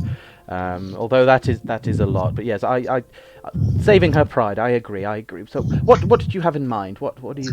Well, I was thinking that perhaps, it strikes me that you're an awfully jovial fellow, and thank you. I try and see the lighter side. Every cloud has a silver lining. It doesn't matter how dark that cloud is. I mean, little Tim over here, he lost his whole family. But, on that same day, he found himself a nice dog. And him that dog go everywhere. So, you lose some, you gain some. Precisely. Well, I was thinking that you was the kind-hearted fellow that you are. Well, thank you very much. You would perhaps be able to act as something of a messenger between the two. Well, if there's something that halflings are good at, is being a messenger, Hermes be praised. No, of course. I mean, you are Hermes' favourite people. Thank you. If you wouldn't mind conveying to the bards that he has a most ardent admirer, and perhaps we can arrange a surprise for our dearest Agatha. I do like surprises. So do I, and I'm sure she's going to love this one. Shall we say, if you take a message to the two, instructing them to meet at the same location, but do not tell either who it is they are meeting. It'll be a nice surprise for both of them. Okay. The bard finds his favourite fan, and Agatha finds her idol. Okay. I think I understand, but they both look like very busy people. I know Agatha does a lot, for the orphans and the ill. And the bard fellow, he looks like he's very busy with his songs and his performing. What should I tell them so that they would meet without knowing why they're meeting? Because if I were them, I'd be like, well, I'm a bit busy. What would I tell them, like? Tell the bards that a stranger with information about Stephanie is waiting at the location. Right. And tell Agatha tell her that there is an interesting business opportunity. Business opportunity? That she would be foolish to pass up. Okay. Tell the bard about Stephanie. Tell Agatha about the business. I can do that. I'm a halfling. Hermes, be proud. I can do this. Thank you very much. You're so nice. Thank you very much. Help yourself to any of the. Help yourself to any more wine you need. It's on us. You're such a nice. Don't mind if I do. Minotaurs. People give them such a bad rep, but Minotaurs are the most lovely people you've ever seen. And he wanders off, and he wanders over to Saray, and you see him like kind of push his way past the crowd that seems to be gathering around him at pretty much all times now, because he's just kept the wings out. He's, peacocking, as it were. Okay. And, you see as, Soray's face, he's kind of just like, you see him pat, Malison on the head, and then he just, like, demeanor changes, his hands go on his hip, and his, like, wings kind of fluff up, again, like a peacock, and he just kind of marches away, and then, Malison just turns around and just looks at you and just goes, and, and then he goes... I give a massive thumbs up back. I'm just there. Good job, Malison. Good job. Thank you.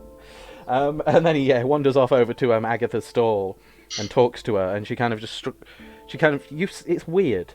You look over at Agatha, and when he actually make a perception check to see if you see this.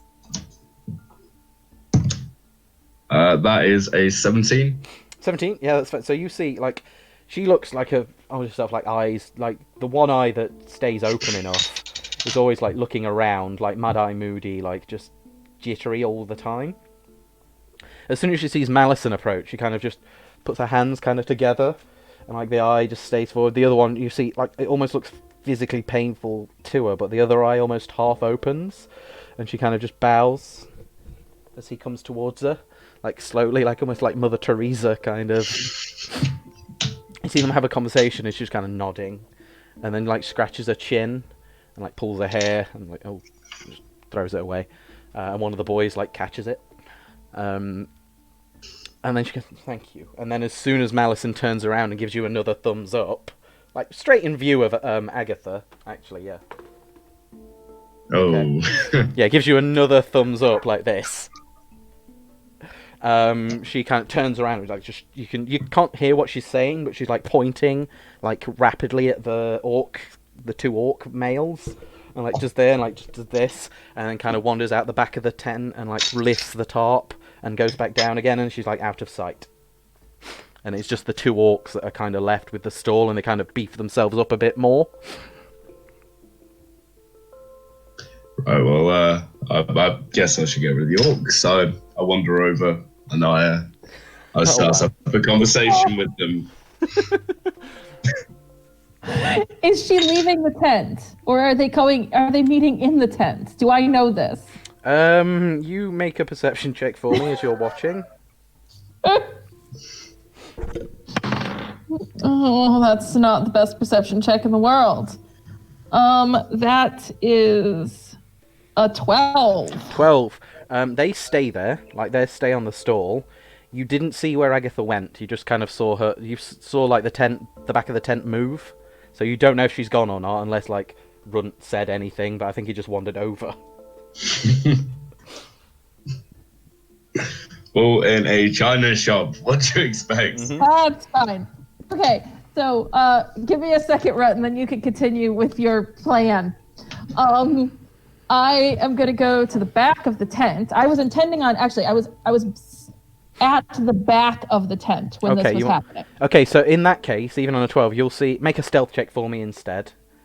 Mm-hmm. Just because Agatha, like, leaves through the back. So make a stealth check to make sure she doesn't see you.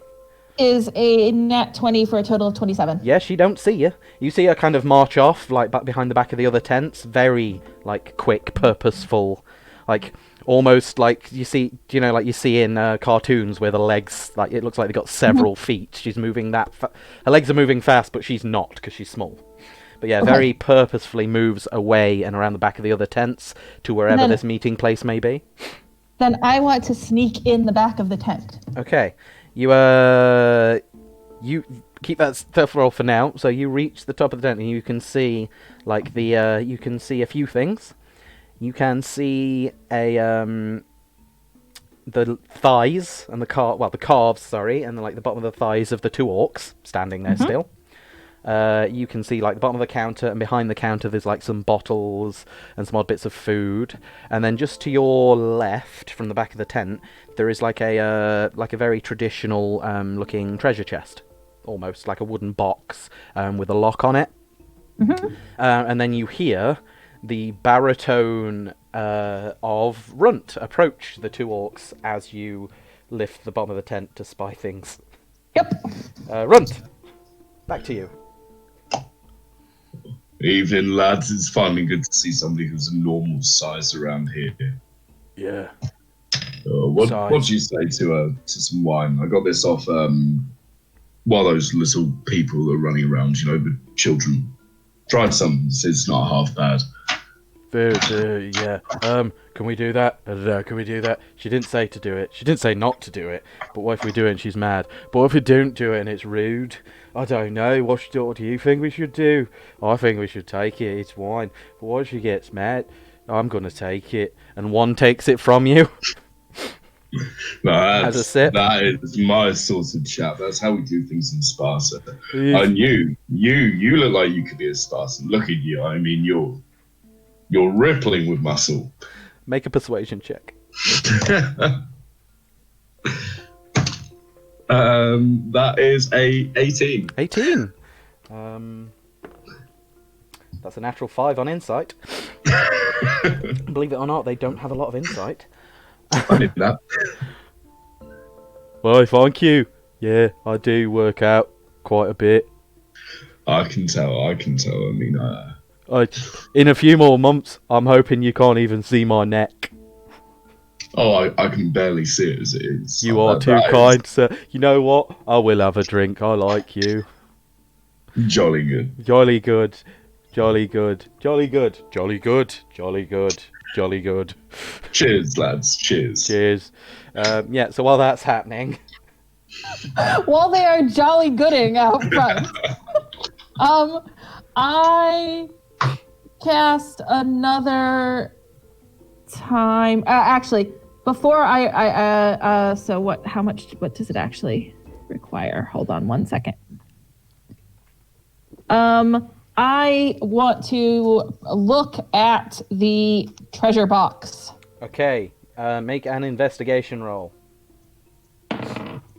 That is a nat 20 for a total of 25. This has been a good day today. Jesus Christ, whoever for the is. Rogue. It has. So you look at the treasure box. You notice a few things. It's quite robust, well made. The back of it, something you didn't notice, but there is like what do you call it? Like a bracket at the back of the chest that attaches to quite a thick chain that loops around and attaches to the ankle of one of the orcs. Ooh. So it's basically to stop people from taking the whole chest. The whole chest, yeah. Something you also spot, because you're a rogue, on the front of the chest, you see a weird little like symbol that's carved into the wood. It is like... It looks a little bit like, do you know, like you get on a lot of vases. Let's see if I might have actually something. I do not. Like, you get the circular kind of pattern that you get around a lot of, like, Greek things like that. Do you know, like the circular this here? Yeah. And in the middle of that, it's quite, is like a crudely drawn eye, almost like Illuminati-style eye, which you know from being a rogue is like a thieves' cant symbol. What does that mean in thieves' cant? It means member. Not member as in like, but like member of. Yeah. What are the rules in this universe about, taking things from other members of the Thieves Guild? Like, are there any? Make a history check for me. Yep. Just to see what your extent is, because you've lived quite a secluded life until you started wandering. 17. 17. Okay, you know that it's generally frowned upon to steal from other members of the Thieves Guild. You've not been part of the Thieves Guild yourself, but you know that they are quite a big organisation that have access to a lot of things. One of those things, you know, for example, is... You've heard rumour, at least, that the reason that some members of the Thieves Guild tend to be at all places at all times is that they have access to a secret teleportation network. And it's something like that some of the higher members of the Thieves Guild can teleport from place to place, which may explain a thing or two. You also know that it's kind of how it's frowned upon to steal from a member of the Thieves Guild, but if you manage to do it and not get caught, and that person knows that they've been stolen from, they are more likely to deal with it themselves than to get other members involved, because otherwise they'd have to admit to other members of the Thieves Guild that they were stolen from. Yeah, it's kind of like I'm not gonna admit that I've been had because I'll look like a twat. This is what I'm meant to be good at.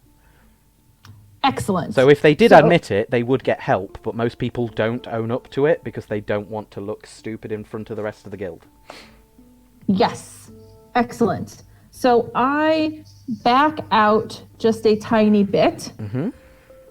And I take one action and cast Detect Magic again. Okay.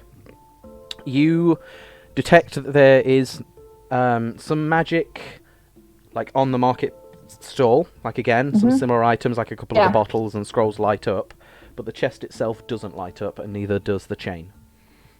Excellent. Okay. Then I stick my head back out and I very quietly cast... No, I'll wait on that. So then I use Mage Hand, which I can do to pick locks. You can, yes. So what does it look like on the front of the thing to open it? It looks like a very traditional padlock. It doesn't look like anything tricksy. This is me being highly suspicious. Okay, I am using my Mage Hand and picking and attempting to pick a lock. Okay, roll sleight of hand. And I get Thieves' Tools added to this, right? Oh yeah, so it's not sleight of hand, it's roll Thieves' Tools, that's right. Which is basically the same if you... Because you're proficient in Thieves' Tools, but if you took expertise, you get more. From what I did not take expertise at the moment. So it's I did not get that far. So it's just Dex plus proficiency. Yep. 17. 17. You very quietly kind of mutter some arcane words or not, depending if they have a verbal component. I can't remember. And you move much like a safe cracker and try and twist and things, and you can feel like you get the right position with your Thieves' Tools, and it moves slowly, clicking, and a lockpick breaks.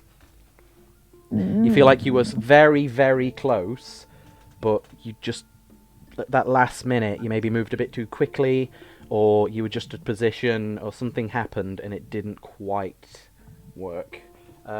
Runt, roll, there's no such thing as distraction, is there? Performance, I guess? Or deception, up to you. Let's go with, to be fair, they're both equally shite. Let's go deception. Okay. Which is an 18. 18. So they roll these at disadvantage, basically, because they are distracted by you. Just to see if they heard the ka-cling. Oh, you have... Okay. So the first orc has no idea, because he rolled a 6 and a 7, naturally. With disadvantage. So he's just like, cheers, cheers, cheers, cheers, cheers, cheers. The other one rolled a natural 20 and a 6. Yeah! Go run!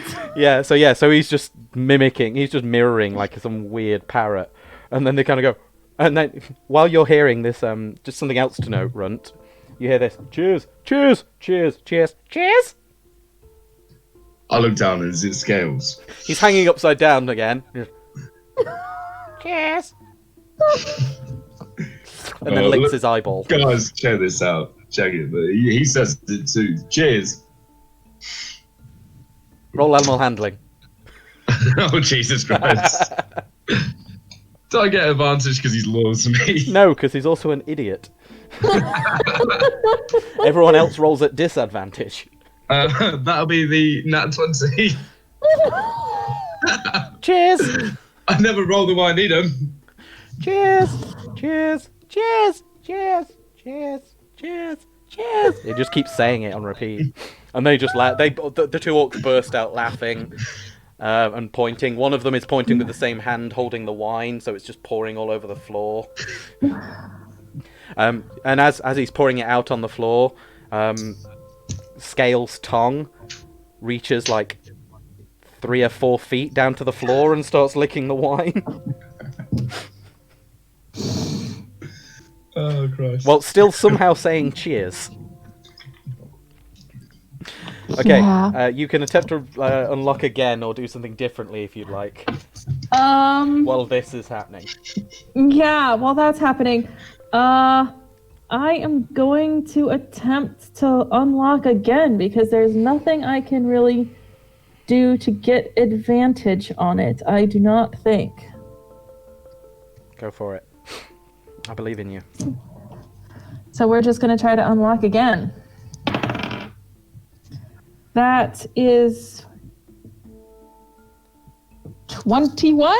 21. So you do it again, you get to that point, you kind of pause for a second, take a breath, and then you just gesture, like close your eyes and just use your ears prick up, and you use that sense instead, and you turn and you hear a cling, and then the lock opens. And you manage it this time. The DC was 18, so you just missed out last time. So yeah, on a 21, you managed to open the lock, and the padlock falls open. It doesn't fall on the floor or anything. It kind of just opens. Yeah. So I bring my mage. I bring my tools back, Okay. and then I send my mage hand out, Mhm. and I open the padlock Mhm. and open the door so that I can see inside. Okay. You can see there's a whole manner of items. There's more papers. There's a lot of gems, like emeralds, rubies, sapphires, things like that. You see there's a few potions as well in there, with like an iridescent red liquid in there. And yeah, and you do see what looks like a diamond, about yay big, something that would, kind of matches the description that Mercy gave. Excellent. Does anything else in there look really particularly interesting? To a cat who likes shiny things. To a cat that likes shiny things, like I say, there's a lot of gems. As well as a mage. There and a is thief. quite a shiny looking coin, and like I say, some of the potions seem interesting. Excellent. So let me check one thing first.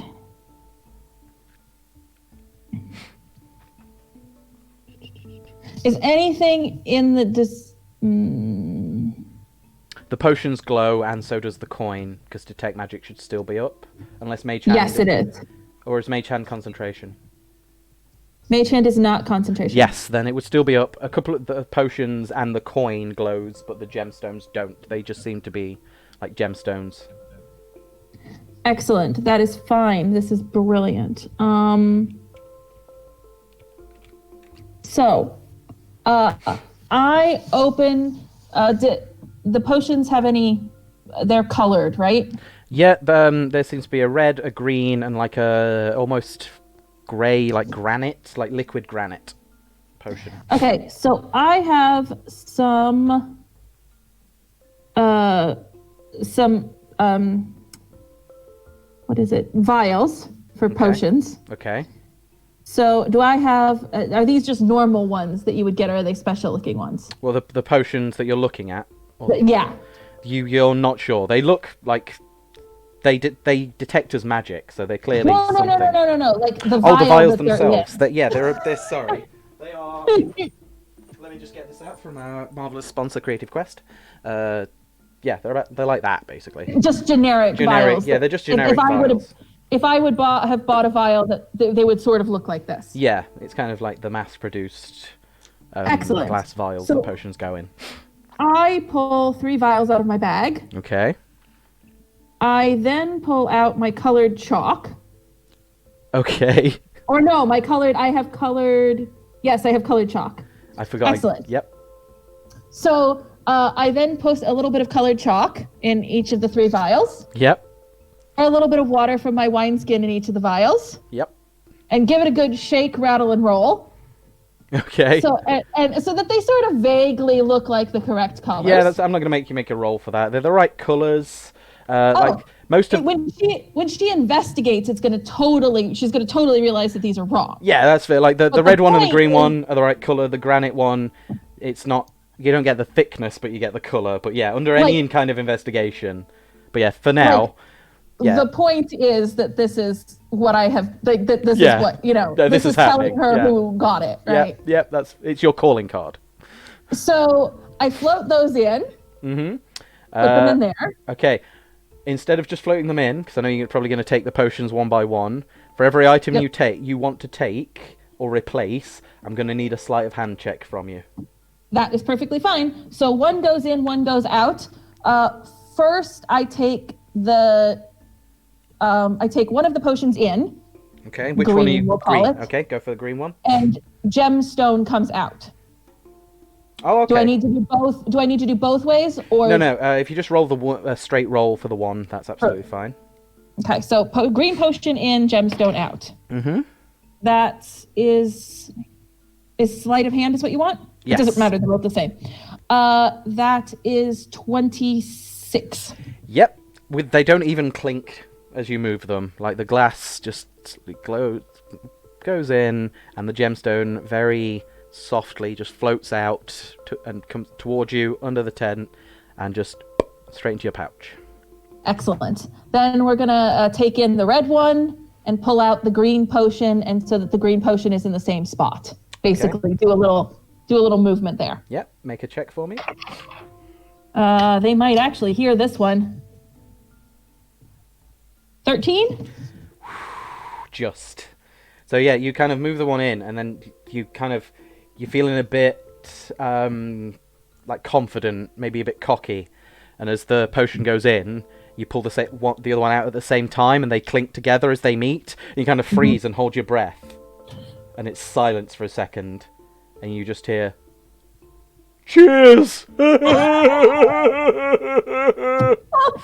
And you, thank God, and you pull it out, and that's absolutely fine. I'm gonna need another persuasion or performance roll from you, Runt. I am happy because it's funny. I'm happy to give you advantage if you can come up with something you're doing to distract them that amuses us. Has Scales still got his tongue lolling out of his mouth? No, it's retracted now. It's back in. Ah, that's a shame. I was like, oh. Tell you what, guys. Do you all see a trick?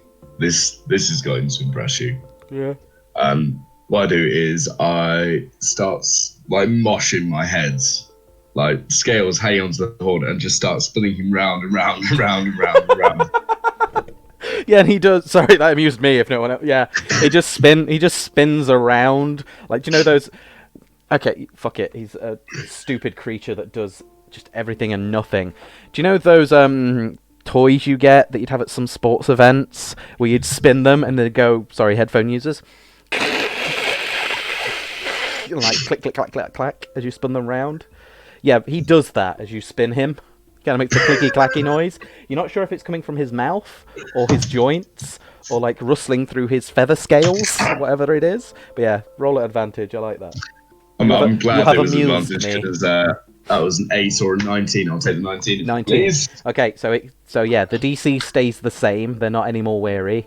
You can continue, Ness. Okay, so I will then do one more bottle in, one gonna more say- bottle out. Well done, because the DC would have been much higher if Agatha was still there. Yes! In, one more bottle in, one more bottle out. So it's this is yeah, the last granite in and the red bottle out. gotcha. Go for it.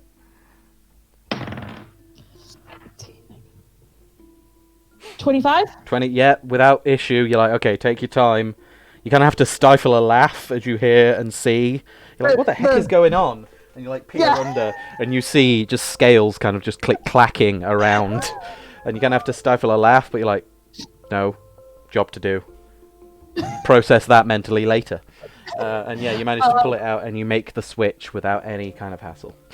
Then I need to pull out the last bottle. Okay. One more check for me then.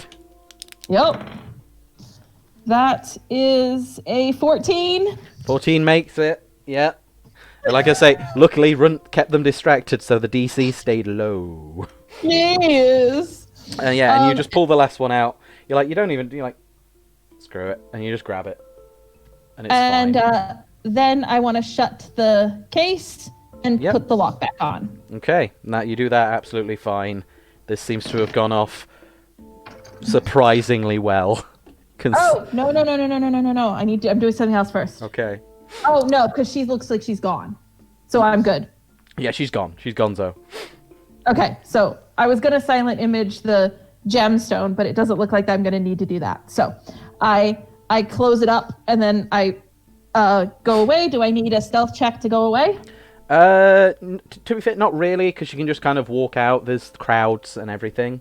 Okay. If you wanted to sneak, you could, but if you're coming out and joining the crowd, that's I'm joining the crowd. I'll that's absolutely fine. Go a little bit further away and then toss some tricks, pull some coins out of some children's sounds good stuff. Like I've been doing that all evening around the outside edge of it. So fair. Okay. As this is and then actually I do that for a minute, and then I'll write a note that will roll on the ground to Mercy. Okay. What does that Mercy? You see this weird bit of parchment roll up at your feet.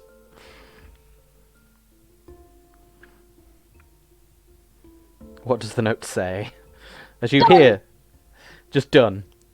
Mm-hmm. You recognise the handwriting from the times when you thought that she might have just been a magic arrow. You're still muted. Yeah, that would help, wouldn't it? Sorry. Yeah, it's alright.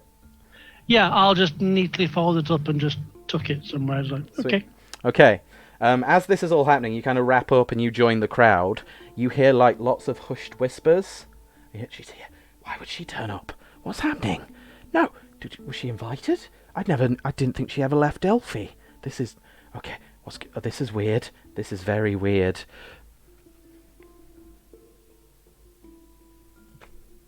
You just hear lots of whispers. Whether you act on it is your prerogative.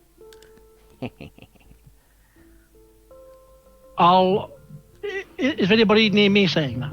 Yeah, like a few people are. You see, I don't know if you know him by name, but Malison is like looking for the first time.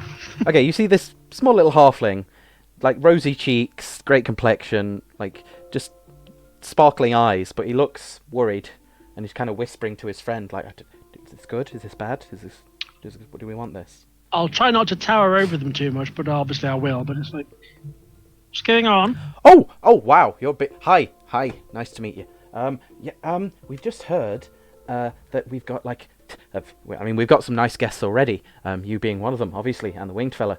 But we've heard that we've had a very esteemed guest arriving right now from Delphi. That we didn't think would be here at all, ever, actually. Yeah, spill the beans. No beans, but we do have an oracle. And yeah, as you kind of like hear that, you see like the crowd kind of parts from the north end of town at that crossroads coming from Delphi, and walking through, you see two very heavily armored. They look like a humanoid, but kind of like lizards or snakes, with like swords at each hip, very like scale mail armor on top of like already scaly bodies. And then two of those, and in between those two, you see like a hooded figure, like a small, slight woman, walk through with like bandages over her eyes.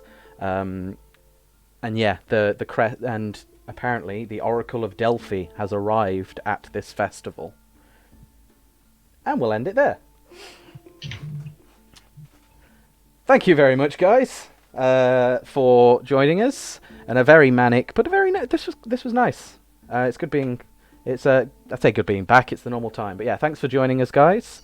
We got to show off a bit more of what everyone can do. We got to see what one of our new members can do. They got to do their roguey thing finally. Yeah, look at that smile. Besides shoot people in the back. Yeah, well, that's very roguey too. But yeah, you got to show off your other abilities. So yeah, thank you for joining us, guys. We will be back. Hopefully, we'll be back next week. Whether that is the campaign or a one-shot of some sort, we will keep you posted. So keep an eye on our social medias. They're up there. We're also on Facebook, YouTube, all of those things. Podcast. Keep an eye out. If not, we will see you for the campaign in 2 weeks, definitely, where hopefully our other two members are feeling better. Again, we hope you feel better soon. Other than that, keep an eye out on our social media for giveaways. Thanks, Dan. Yeah, we'll have lots of giveaways coming soon that we have planned, big and small. Also, if you have like Twitch Prime or some spare change or anything, please consider subscribing to the channel. It does really, really help us out. Other than that, thank you very much for joining us. And I think it's apparent now more than ever that the gods are definitely watching. Bye!